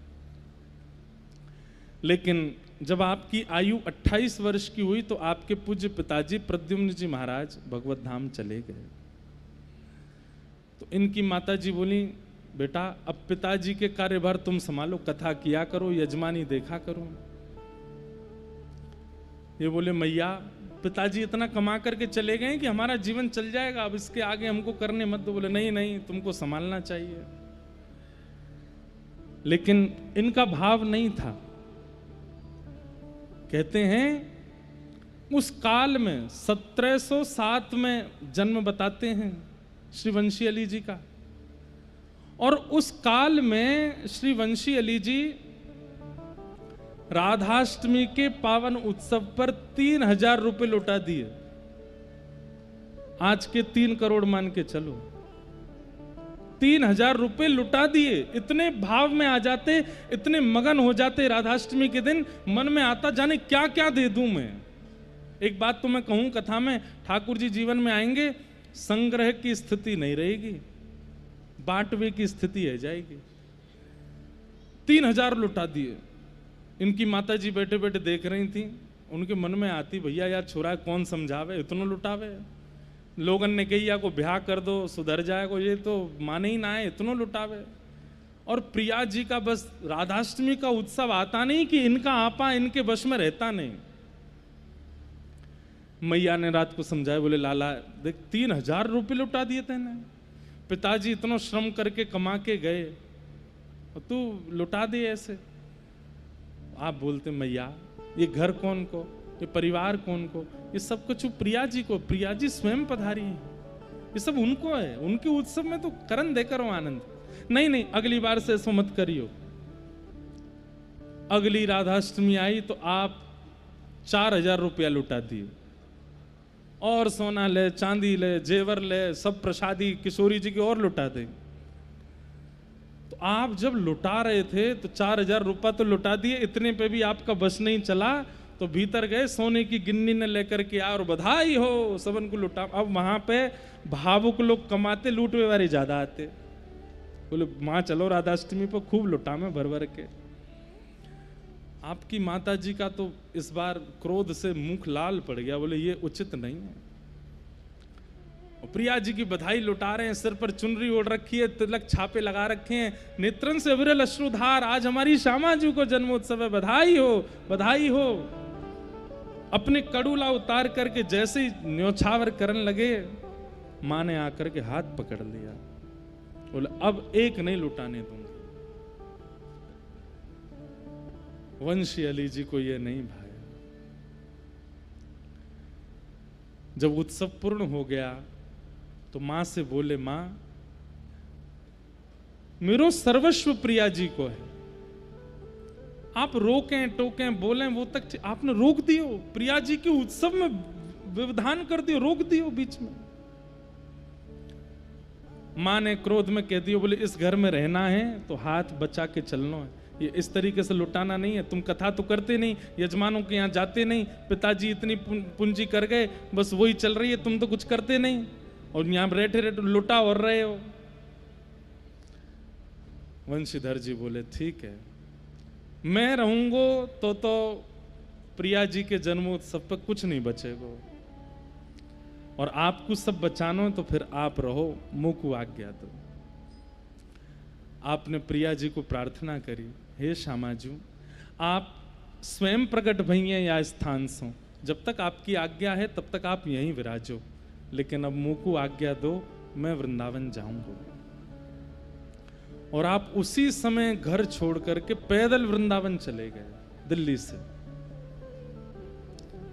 अपनी प्रिया जी की याद में इतनो रोवें, जगह जगह गिर जावें, फिर याद करें, फिर दिल्ली की ओर देखें, लेकिन जैसे ही वृंदावन की ओर मुख करें तो विरह एक शांत हो जाए। बोले वहां तो आप विराजमान हो, पर वृंदावन तो साक्षात प्रिया जी, चलूं ना वृंदावन को चलूं। वृंदावन में आप आए और जहां आपके पूज्य पिताजी पहले रहते थे वहीं आकर के आपने निवास किया।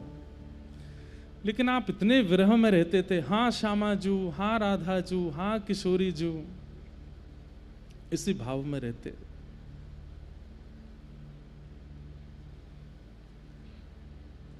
ठाकुर जी को विरह तो सबने सुनो, श्याम घन कब बरसे गो आए, बड़े बड़े रसिकन ने गायो।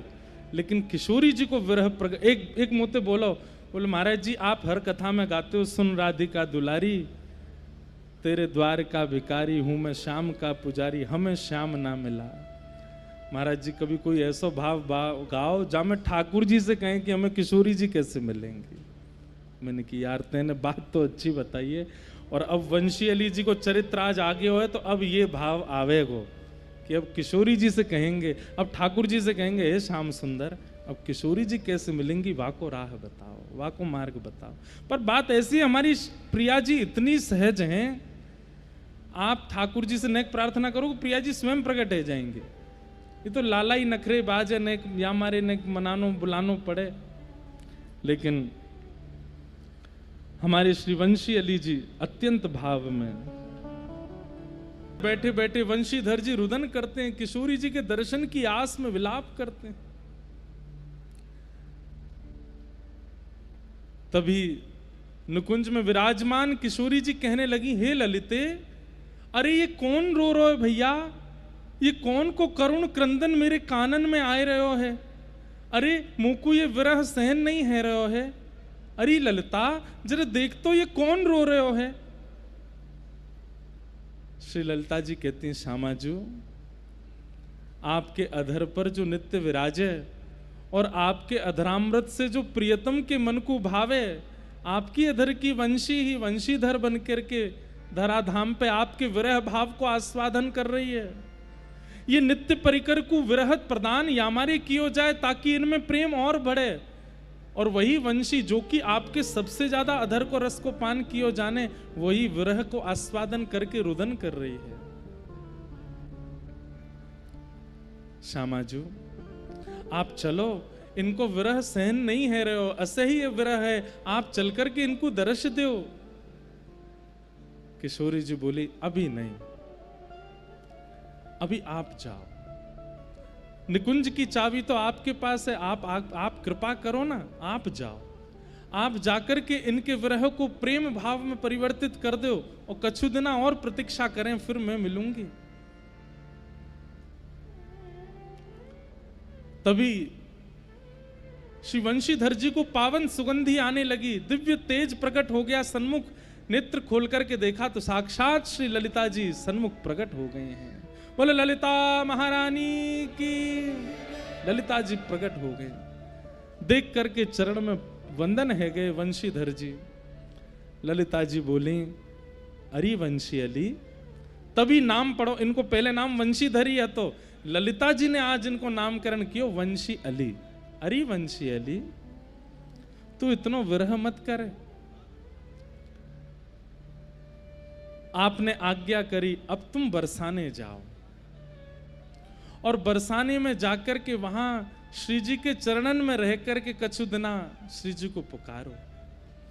तुमने ही याचना करी कि कछु दिना को प्रेम वर्धन विरह रस प्राप्त हो, किशोरी जी की कृपा से प्राप्त भयो, अब तुम बरसाने जाओ, बरसाने जाकर के किशोरी जी को पुकारो। बंधुओं, श्री वंशीधर जी वृंदावन से बरसाने गए, और श्री बरसाने में किशोरी जी के दर्शन नहीं किए, ऊपर महल में जाकर के दर्शन नहीं किए। जहां से महलन को मार्ग जावे ऊपर के काजे, वहीं पास में ही एक स्थान है जहां सब ब्रजवासी अपने घर को कूड़ो कचड़ा आकर के डाल दें, वहां श्री वंशीधर जी जाकर के विराजमान है गए। और वहीं रह कर के केवल किशोरी जी को जपें, किशोरी जी को भजें, किशोरी जी को याद करें। 1 दिन, 2 दिन, 3 दिन, 4 दिन नहीं, 12 वर्ष तक श्री जी के दर्शन नहीं किए। जहां से ऊपर बरसाने को जामे, वहीं नीचे बैठ करके किशोरी जी को पुकारें, वहीं से प्रार्थना करें। और ये पद जो सबसे पहले वंशी अली जी को गायो, वही पद को बस गायो करते, वहीं बैठे बैठे किशोरी जी को वहीं से बुलायो करते। परी रहो वृषभानु के द्वारे, जहां मेरी लाडली राधा, खेलत आए सुख उपजावे, प्राणन किए साधा, कीरत कुल उजियारी प्यारी, हिय में चैन अगाधा, ठोर नहीं वंशी अली हिय में, और लगे सब बाधा। एक बार कछु ब्रजवासी मैया गई, बोले बाबा तेरे भैया हाथ जोड़ें, तेरे पाम पूजें बाबा, ऐसे सुंदर सुंदर मोर कुटी चलो जा, कहीं और जाए के बैठ जा, ऐसे सुंदर सुंदर बरसाने में स्थान है, पर तू यहाँ आए के बैठो है। यहाँ कितने वर्षन थे हम सब ब्रजवासी अपने घरन में सब जो कूड़ो कचड़ो होवे सब लाए के यहाँ डार दें, और बाबा तू यहाँ बीच में बैठो रे, हमें तो बड़ा संकोच लगे, पर कहाँ डारें, यही स्थान है। वंशीधर जी चरणन में गिर गए, बोले आप सो मेरी एक प्रार्थना है, आप यहाँ में बिल्कुल भी संकोच मत करो, ये तो मुंह पे बहुत बड़ी कृपा है। अरे दुनिया भर के संत तो ब्रजवासीन के घर जामे, उनकी कण रज लेवे के काजे, पर मैं तो भाग्यशाली यहाँ बैठ गया हूँ, यहीं सबरे ब्रजवासी अपने घर घर के सबरे कण लाए के मुंह पे डाल दें, वही से अपना तिलक कर लूँ, वही को अपने अंग पे लगा लूँ, यही से श्री जी मुंह पे कृपा करेंगी। आप सब बरसाने वारिंत मेरी प्रार्थना है। ये जो आपको नियम है ना, यहाँ अपनो कूड़ो डारवे को या बंद मत करियो, अगर ऐसो कर दियो तो मैं प्राण त्याग दूंगा।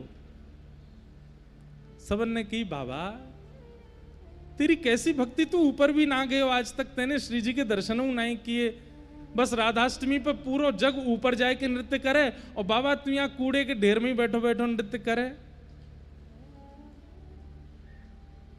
बोले किशोरी जी बुलावेंगी तब जाऊंगा, एक दिन लाडली जी बुलावेंगी, वाकी प्रतीक्षा कर रहा हूं तब जाऊंगा, ऐसे नहीं जाऊंगा। 12 वर्ष तक एक ही स्थान पर रहे, और वहीं बैठे बैठे केवल किशोरी जी को पुकारते हैं, किशोरी जी को ध्याते हैं।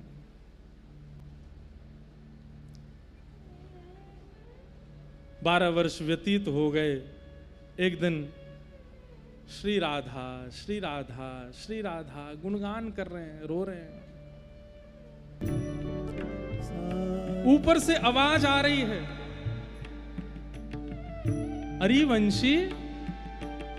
वंशी अली तू कहां है, तुमको दिखकाई क्यों नहीं रही है?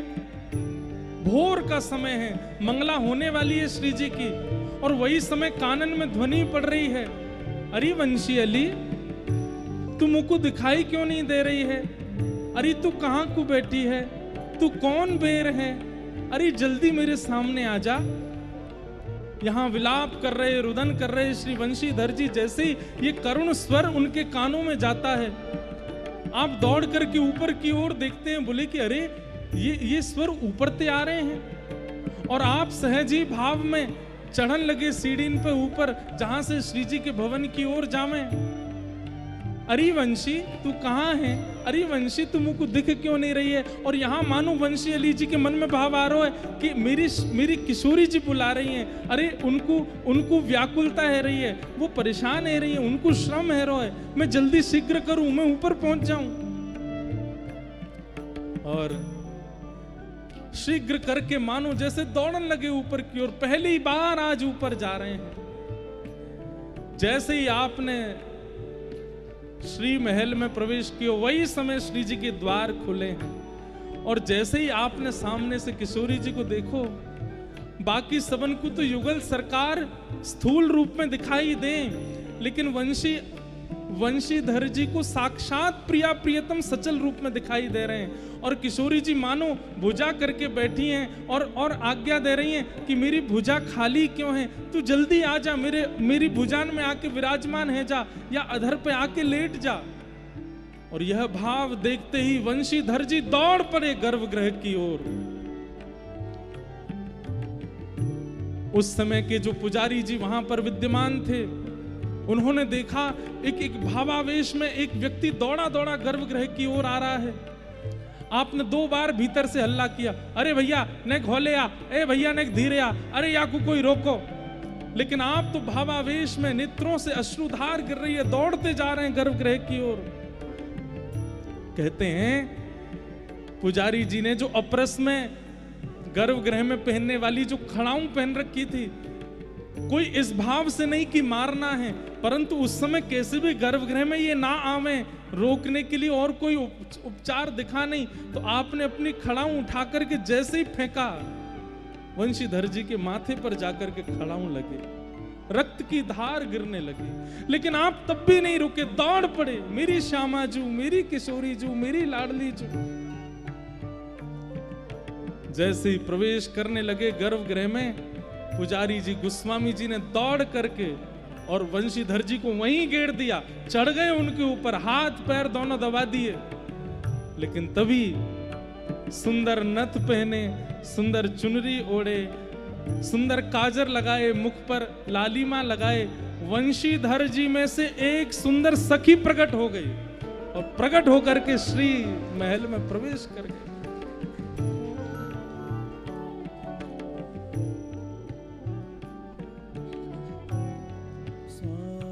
दूर बैठे हैं गोस्वामी जी, ये नेत्रों से देखा गया दृश्य उनको विश्वास नहीं हो रहा है, मैं क्या देख रहा हूं।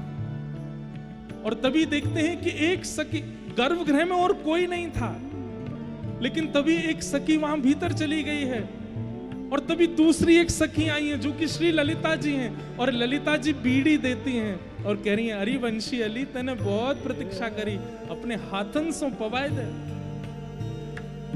और पुजारी जी बाहर बैठे बैठे देख रहे हैं और वंशीधर जी का जो शरीर है वो अभी भी वहीं पड़ा है, लेकिन उनका ही एक सखी स्वरूप भीतर सेवा कर रहा है। और वो जैसे ही बीड़ी पधराते हैं, किशोरी जी मुख खोल करके बीड़ी का स्वाद ले रहे, बीड़ी को स्वीकार कर रहे हैं। और ये दृश्य थोड़ी देर दिखने के बाद में सब अंतर ध्यान हो गया। पुजारी जी वहीं बैठे हैं, वंशीधर जी नीचे पड़े हैं, रक्त की धार गिर रही है, अचेत अवस्था है,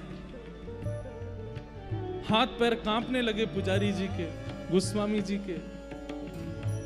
आप भीतर गए, भीतर से किशोरी जी का चरणामृत लेकर के आए और चरणामृत ला करके बार बार, अरे मुझसे अपराध है गयो, अरे मुझसे अपराध है गयो, अरे महानुभाव तुम उठे बैठ जाओ, ऐसे अपराध है गयो। और किशोरी जी को चरणामृत मुख में जैसे ही पधराए हो, आपके नेत्र खुल गए, होश आ गए हो। वहीं से ही किशोरी जी को देख गोस्वामी जी बोले भीतर चलो, नहीं अब तो जो लीला होनी वो हो चुकी। बोलो वृषभानु दुलारी की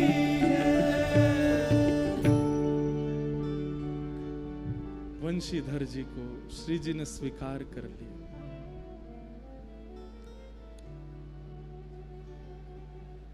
आपको गोस्वामी जी बोले मैं व्यवस्था कर दूं, अब आप यहीं विराजो, आप तो सामान्य नहीं हो, कोई किशोरी जी की सहचर्य हो। वंशीधर जी बोले नहीं, मैं मुझको श्री जी की आज्ञा भई है कि बरसाने को भजन अब पूर्ण भयो, अब वृंदावन जानो है।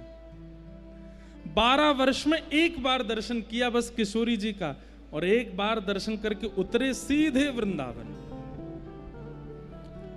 और वृंदावन में जाकर के आप यमुना तट पर बैठे रहते, वहीं पुलिन पर बैठे रहते,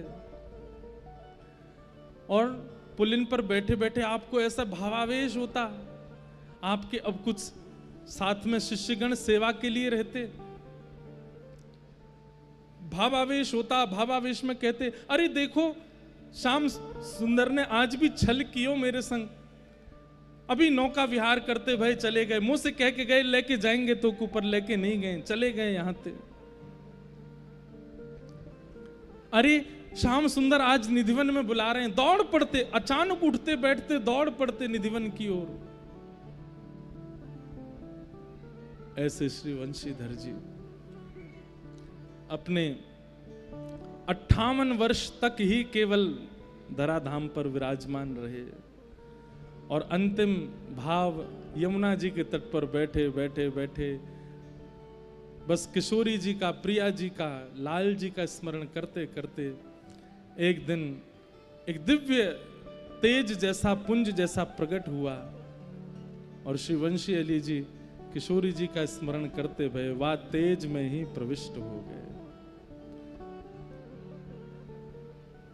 और ये वंशी अली किशोरी जी की वंशी के अवतार के रूप में श्री ललित संप्रदाय, क्योंकि श्री ललिता जी ने नाम सुनायो इसलिए संप्रदाय का नाम ललित संप्रदाय हुआ। आपके सेवा के ठाकुर जी दिल्ली में भी हैं, जयपुर में भी विराजमान हैं और वृंदावन में भी एक स्थान है। ऐसी किशोरी जी ने कृपा करके, भले ही जन्म भयो है दिल्ली में, लेकिन जन्म से ही भाव और प्रेम से ओतप्रोत करके श्री वंशी अली जी को भेजा। आचार्य चरण श्री वंशी अली जी महाराज की जय। ऐसे श्री वंशी अली जी भय किशोरी जी के वंशी के अवतार। इनके और भी कई पद हैं, भाव हैं जो निकुंज रस के आपके उपासक जन सब गावें। बंधुओं, सख्य भाव, मैत्री भाव, सहचरी भाव, सब में यदि विरह भाव का पुट नहीं है तो कहीं ना कहीं प्रेम में लेश रह जाएगा। इसलिए ठाकुर जी कृपा करके अगर अपना विरह प्रदान कर रहे हैं तो ये बहुत बड़ी कृपा है। और यदि बहुत सामिप्य, बहुत संयोग ठाकुर जी को प्राप्त है रहो तो ये बात निश्चित है कि कहीं ना कहीं प्रेम भाव घटेगा।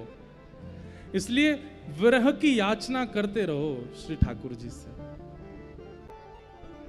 ऐसी हमारी किशोरी जी, ना जाने कौन से आचार्य, कौन से रसिकजन किस भाव की पूर्ति के लिए धराधाम पर आए हैं। ऐसे ही श्री वंशी अली जी किशोरी जी की निज वंशी ही वंशीधर जी के रूप में आई और किशोरी जी ने उनको अंगीकार, स्वीकार, सेवा में प्रदान किया। आज परम कृपा हुई है, हमारे मध्य में पूज्य गोरीलाल कुंज वाले महाराज जी तो कृपा पूर्ण अपनी उपस्थिति से हम सबको आनंदित कर ही रहे हैं, इस उत्सव को आनंदित कर ही रहे हैं। आज पूज्य गुरुदेव भगवान भी पधारे, सब संत जनों का आगमन हो ही रहा है। आचार्य चरण हैं, हमारी परंपरा के आचार्य हैं, हमारे गुरु हैं। आपकी ही कृपा से जो भी भाव आते हैं चित्त में वो कहने का अवसर प्राप्त होता है। वृंदावन में पूज्य महाराज जी की कथा कल से प्रारंभ हुई और आज यहाँ आप सबको दर्शन देने के लिए पधारे हैं। अभी स्वामी जी के भी कई कृपा पात्रों के भाव रह गए हैं, जहाँ श्री स्वामी जी अपने कृपा दृष्टि कर रहे हैं, किन किन रसिकों पर कैसी कैसी कृपा करी है। और साथ ही श्री हरिराम व्यास जी जो कि वृंदावन रस के अद्भुत प्रवर्तक हैं, जिनके भाव से वृंदावन रस बड़ा भली भांति सबको समझ आता है। ऐसे श्री हरिराम व्यास जी का चरित्र, कई भाव हैं, भोरी सखी जी के भी भाव हैं और कई आचार्य चरण ऐसे हैं जिनके चिंतन करने के भाव हो सकते हैं मन में। तो कल एक दिन का समय और रह गया है, उसमें हम लोग चर्चा करेंगे। और आज अभी हमारे चित्र विचित्र महाराज जी के भी भाव प्रस्तुति होगी, आप सब लोग श्रवण करेंगे और कल कथा होगी। कथा के बाद में फिर हमारी पूनम दीदी जी के भी भाव हम लोग श्रवण करेंगे। कल कथा विश्राम होगी और फिर गिरिराज जी आएंगे शरद पूर्णिमा पे। शरद पूर्णिमा का उत्सव मधुर भाव से होगा, हमारी पूनम दीदी के भाव से, हमारे चित्र विचित्र महाराज जी के भाव से फिर शरद पूर्णिमा उत्सव बड़े आनंद के साथ में मनाया जाएगा, जिसका अवलोकन दर्शन हम लोग करेंगे। अभी आचार्य चरण हमारे मध्य विराज रहे हैं। महाराज जी से भाव, ऐसी प्रार्थना, बिल्कुल आप सटीक टाइम पे ही आए हैं, विश्राम में ही पधारे। महाराज जी को हमेशा भाव रहे कि हमको बोलना नहीं है लेकिन हमको तो सुनना है। हमारा तो ऐसो भाव रहे कि आप आस्वादन कराओ, भूखे बैठे हम लोग, तो आप कहो हमें पवानो नहीं है, ऐसे काम थोड़ी चले, पवानो तो है ही। कल विश्राम है कथा को समय अपने निर्धारित है, लेकिन सुबह जो मिलने को समय है वो 12 बजे से है, तो आप सब लोग वही भाव से आइयो। श्री गौरांगी रसकुंज, जो कि हमारी पूनम दीदी को लाल जी वहाँ विराज रहे हैं, वहाँ कुंज में, वहीं 12 बजे से मिलने को क्रम है। आप सब लोग, धूप बहुत रहेगी, गर्मी बहुत रहेगी, तो जाकी बहुत ही प्रबल इच्छा है रही हो, प्राण निकल के बाहर आ रहे हो वही आवे, बाकी तो घर ही रहे। ज़्यादा इतना श्रम करवे की आवश्यकता नहीं, बाकी हम यहाँ मिल तो रहे हैं, सब रहते, सब आनंद कर रहे हैं। तो हमारे ब्रजवासी तो भैया ऐसे हैं, इतना प्रेम करें, कहाँ जाएगा तू, हाथ पकड़ लें हमारो, जैसे यहाँ में यहाँ के काजे, तो ऐसे ऐसे भाव थे। एक फोटो खिंचा, देख ले, खिंचा ले, तेरो काजा रहो, खिंचा ले भैया। ऐसा भाव प्रेम प्रदान करें हमारे ब्रजवासीन की जय हो, बोलो ब्रजवासीन की। कभी कभी मन में आवे कि भैया ठाकुर जी यही मारे जय जय नाय माने हमारे ब्रजवासी ने, तो बोले तू जय जय होगो भैया, कहीं और को, हमारा तो लाला है, तो ये ब्रजवासी हैं, इनकी बातों को बुरो मत माने करो, इनकी गारी ही वेदन की वाणी है। ये गारी दे दे तो ये समझाओ कि यही वेद वाणी है, यही वेदन ते इनने आपको तिलक कर दियो। सम्मानम कलयाति घोर गरलम नीचपमानम सुधा, श्री राधा मुरली रवो ब्रज सखे वृंदावनम मात्यज। श्री रूप गोस्वामी पाद कह रहे हैं कि भैया वृंदावन में तो आपको ज्यादा सम्मान मिल जाए तो यह समझो कि कोई अपराध किया है, इसलिए बहुत सम्मान मिल रहा है। यहाँ तो ऐसी भावना में रहे आओ। हमारे माधवदास जी को चरित्र आवे ना जगन्नाथ भगवान के, उन माधवदास जी का एक चरित्र स्वामी जी से भी मिलता है, स्वामी श्री हरदास जी महाराज से, कि एक बार श्री माधवदास जी महाराज ने, एक देर और सुन लो मुझको, इधर देखो, स्वामी श्री माधवदास जी महाराज वृंदावन को आए। बाबा 10 मिनट ले रहा हूं मैं आपके, हैं ने क्षमा करें। तो एक बार श्री माधवदास जी वृंदावन आ रहे, तो जगन्नाथ महाप्रभु बोले हमको लेके चलो। तो माधवदास जी बोले जय जय, आप इतने विशाल हो, यहाँ ते नेक दूर गुंडीचा जावे के काजे तो नंदी घोष रथ मंगानो पड़े आपके काजे, वृंदावन कैसे लेके जाएंगे? लाख आदमी खींचे आपके रथ को तब तो आपको रथ खिसके, वृंदावन कैसे लेके जाएंगे? जगन्नाथ महाप्रभु बोले भैया मेरो मन नहीं लगेगा तेरे बिना, तुम वो ले चल, वृंदावन जा रहे हो। माधवदास जी बोले आप विराजे रहो, हम जा रहे हैं। लेकिन ठाकुर जी भाव रूप से हृदय में विराजमान होकर माधवदास जी के साथ चल दिए।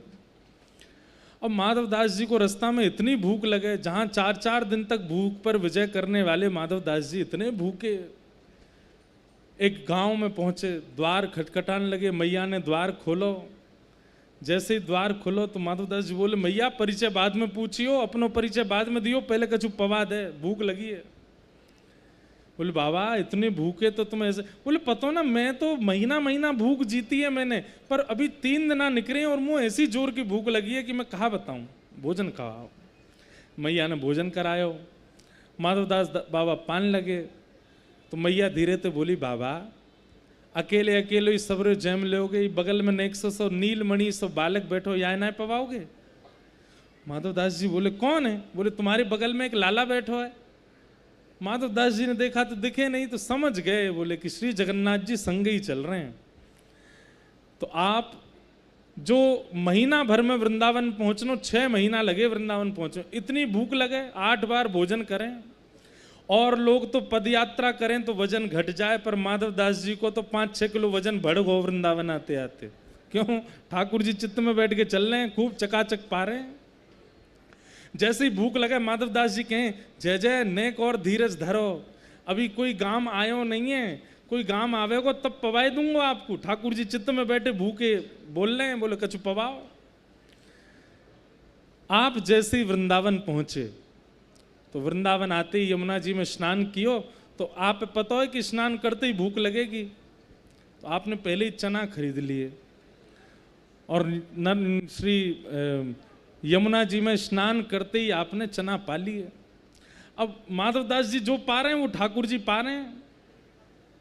यहां जैसे ही माधवदास जी ने चना पा करके अपनो पेट भरो, तो फिर विचार कियो कि भैया वृंदावन में श्री स्वामी हरदास जी के बिहारी जी प्रकट भये, चलो उनके दर्शन करिया में। जैसे ही माधवदास जी निधिवन पहुंचे, निधिवन जाते ही सब बैठे निकुंज में, कुंज में श्री बिहारी जी विराज रहे हैं। तो भीतर से स्वामी जी निकल के आए बाहर, ऐसे दर्शनार्थी बैठे, तो स्वामी जी बोले भैया तुम में से माधवदास कौन सो है? माधवदास जी दूर बैठे, उड़ीसा के महात्मा, बोले यहाँ बैठा हूँ महाराज, पर मेरा नाम आपको कैसे पता? बोले इतकू आओ। माधवदास जी पास गए, बोले कहा भयो, तुमने हमारे जय जय को चना पवाई दियो हैं? हमारे ठाकुर जी 56 भोग आरोग्य वारे, ऐसी ऐसी पतरी पतरी रोटी इनको भोग लगामे, सुंदर साग पामे, तुमने चना पवाई दिए? माधवदास जी बोले जय जय, मेरे चित्त में तो जगन्नाथ जी बैठ करके आए हैं और मैं जो भी पा रहा हूं वो जगन्नाथ जी भोग लगा रहे हैं, पर आपके बिहारी जी के मुख में चना कैसे पहुंच गए? तो बोले भैया तू जगन्नाथपुरी ते निकलो, रास्ता में जितने ठाकुर उनके स्वरूप पड़े सब तेरे चित्त में आते गए। जैसे याकू ऐसा समझो कि फोन में सिम लगी होवे, तो जो जो स्टेट में आप प्रवेश करते जाओ वहां के एंटीना से वहां को नेटवर्क पकड़ तो चलो जाए। और माधवदास जी जहां जहां रहते आ रहे वहां वहां के ठाकुर जी रूप बदल रहे हैं। अब जगन्नाथ जी थोड़ी, अब तो बिहारी जी आ गए चित्त में, और तुमने जो चना पायो वहां से हमारे बिहारी जी को मोह छिल गयो है। स्वामी जी माधवदास जी को हाथ पकड़ के लेके गए, तो कहा देखो श्री कुंज बिहारी लाल अपना मुंह खोल के दिखा रहे हैं, मेरे मुंह में छाले पड़ गए, इनने चना खवा दिए मुंह। माधवदास जी ये छवि देख करके निहाल है गए, बोले जय हो जय जय, आपके कुंज बिहारी लाल को बारंबार प्रणाम है।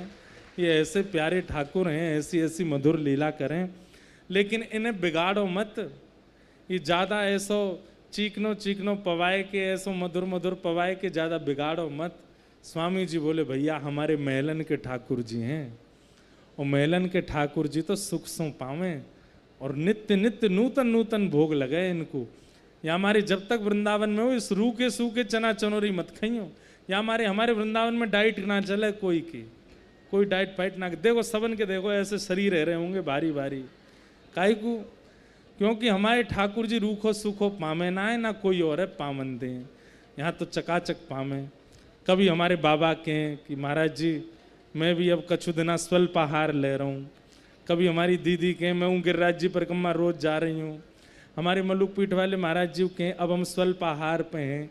लेकिन वृंदावन वाले इनको स्वल्प आहार होवे ही ना है। जब तक एक गुलाब जामुन, एक लड्डू, एक मोहन थार मुँह में नहीं चली जाए, तब तक ब्रजवासीन को भोग नाए पूरा होवे। तो ये काय को है? क्योंकि ब्रजवासीन के चित्त में ठाकुर जी बैठे हैं। जैसे ही ब्रजवासी रूखो सूखो खान लगे, सो ठाकुर जी भीतर से मचल जाए। बोले भैया बाहर तो 56 भोग धर रहे हैं, मैं महाना पारो, ब्रजवासीन के चित्त में ही बैठ के पा रहा हूँ। या हमारे रूखो सूखो मत पाओ, चकाचक पवाओ मुँह को, आनंद कराओ। यहाँ तो जय जय होन दो। या हमारे ब्रज में चकाचक पामे, प्रेम सो पामे। तो ऐसी बात है, ऐसी भावनाएं। महाराज जी ने तो नेक कछु भाव कहे, पर महाराज जी हमारे आचार्य हैं, तो आचार्य के भाव से, आचार्य परंपरा में हम हैं, तो महाराज जी ने कृपा दृष्टि करी, हमने महाराज जी की तरफ से कछु आप लोगों को सुनाई दिया। ठीक है महाराज जी, स्वामी जी के भाव सुनाई दिए। अब हमारे चित्र विचित्र महाराज जी अब मंच पे आ जाएं और सुंदर अपने भावन से सबन को आने हैं। मेरे संगीत वाले चले गए भैया सब रे, अब तो बाबा के विराजमान है, अब तो सब बाबा के संग आनंद लेंगे। हाँ, ब्रज जन प्रियतम बाल मुकुंदम राधा रमणम हरे हरे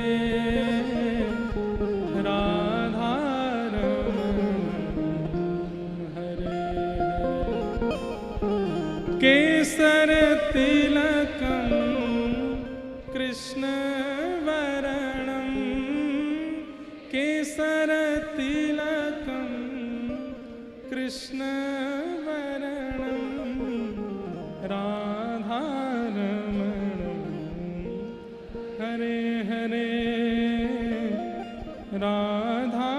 राधारमणं हरे हरे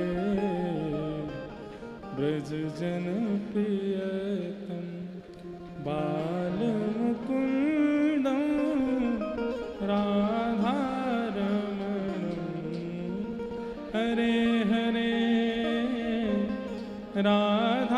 राधारमणं हरे हरे जय जय राधारमण प्यारो राधारमण जय जय राधारमण प्यारो राधा जय जय राधारमण प्यारो राधारमण जय जय राधारमण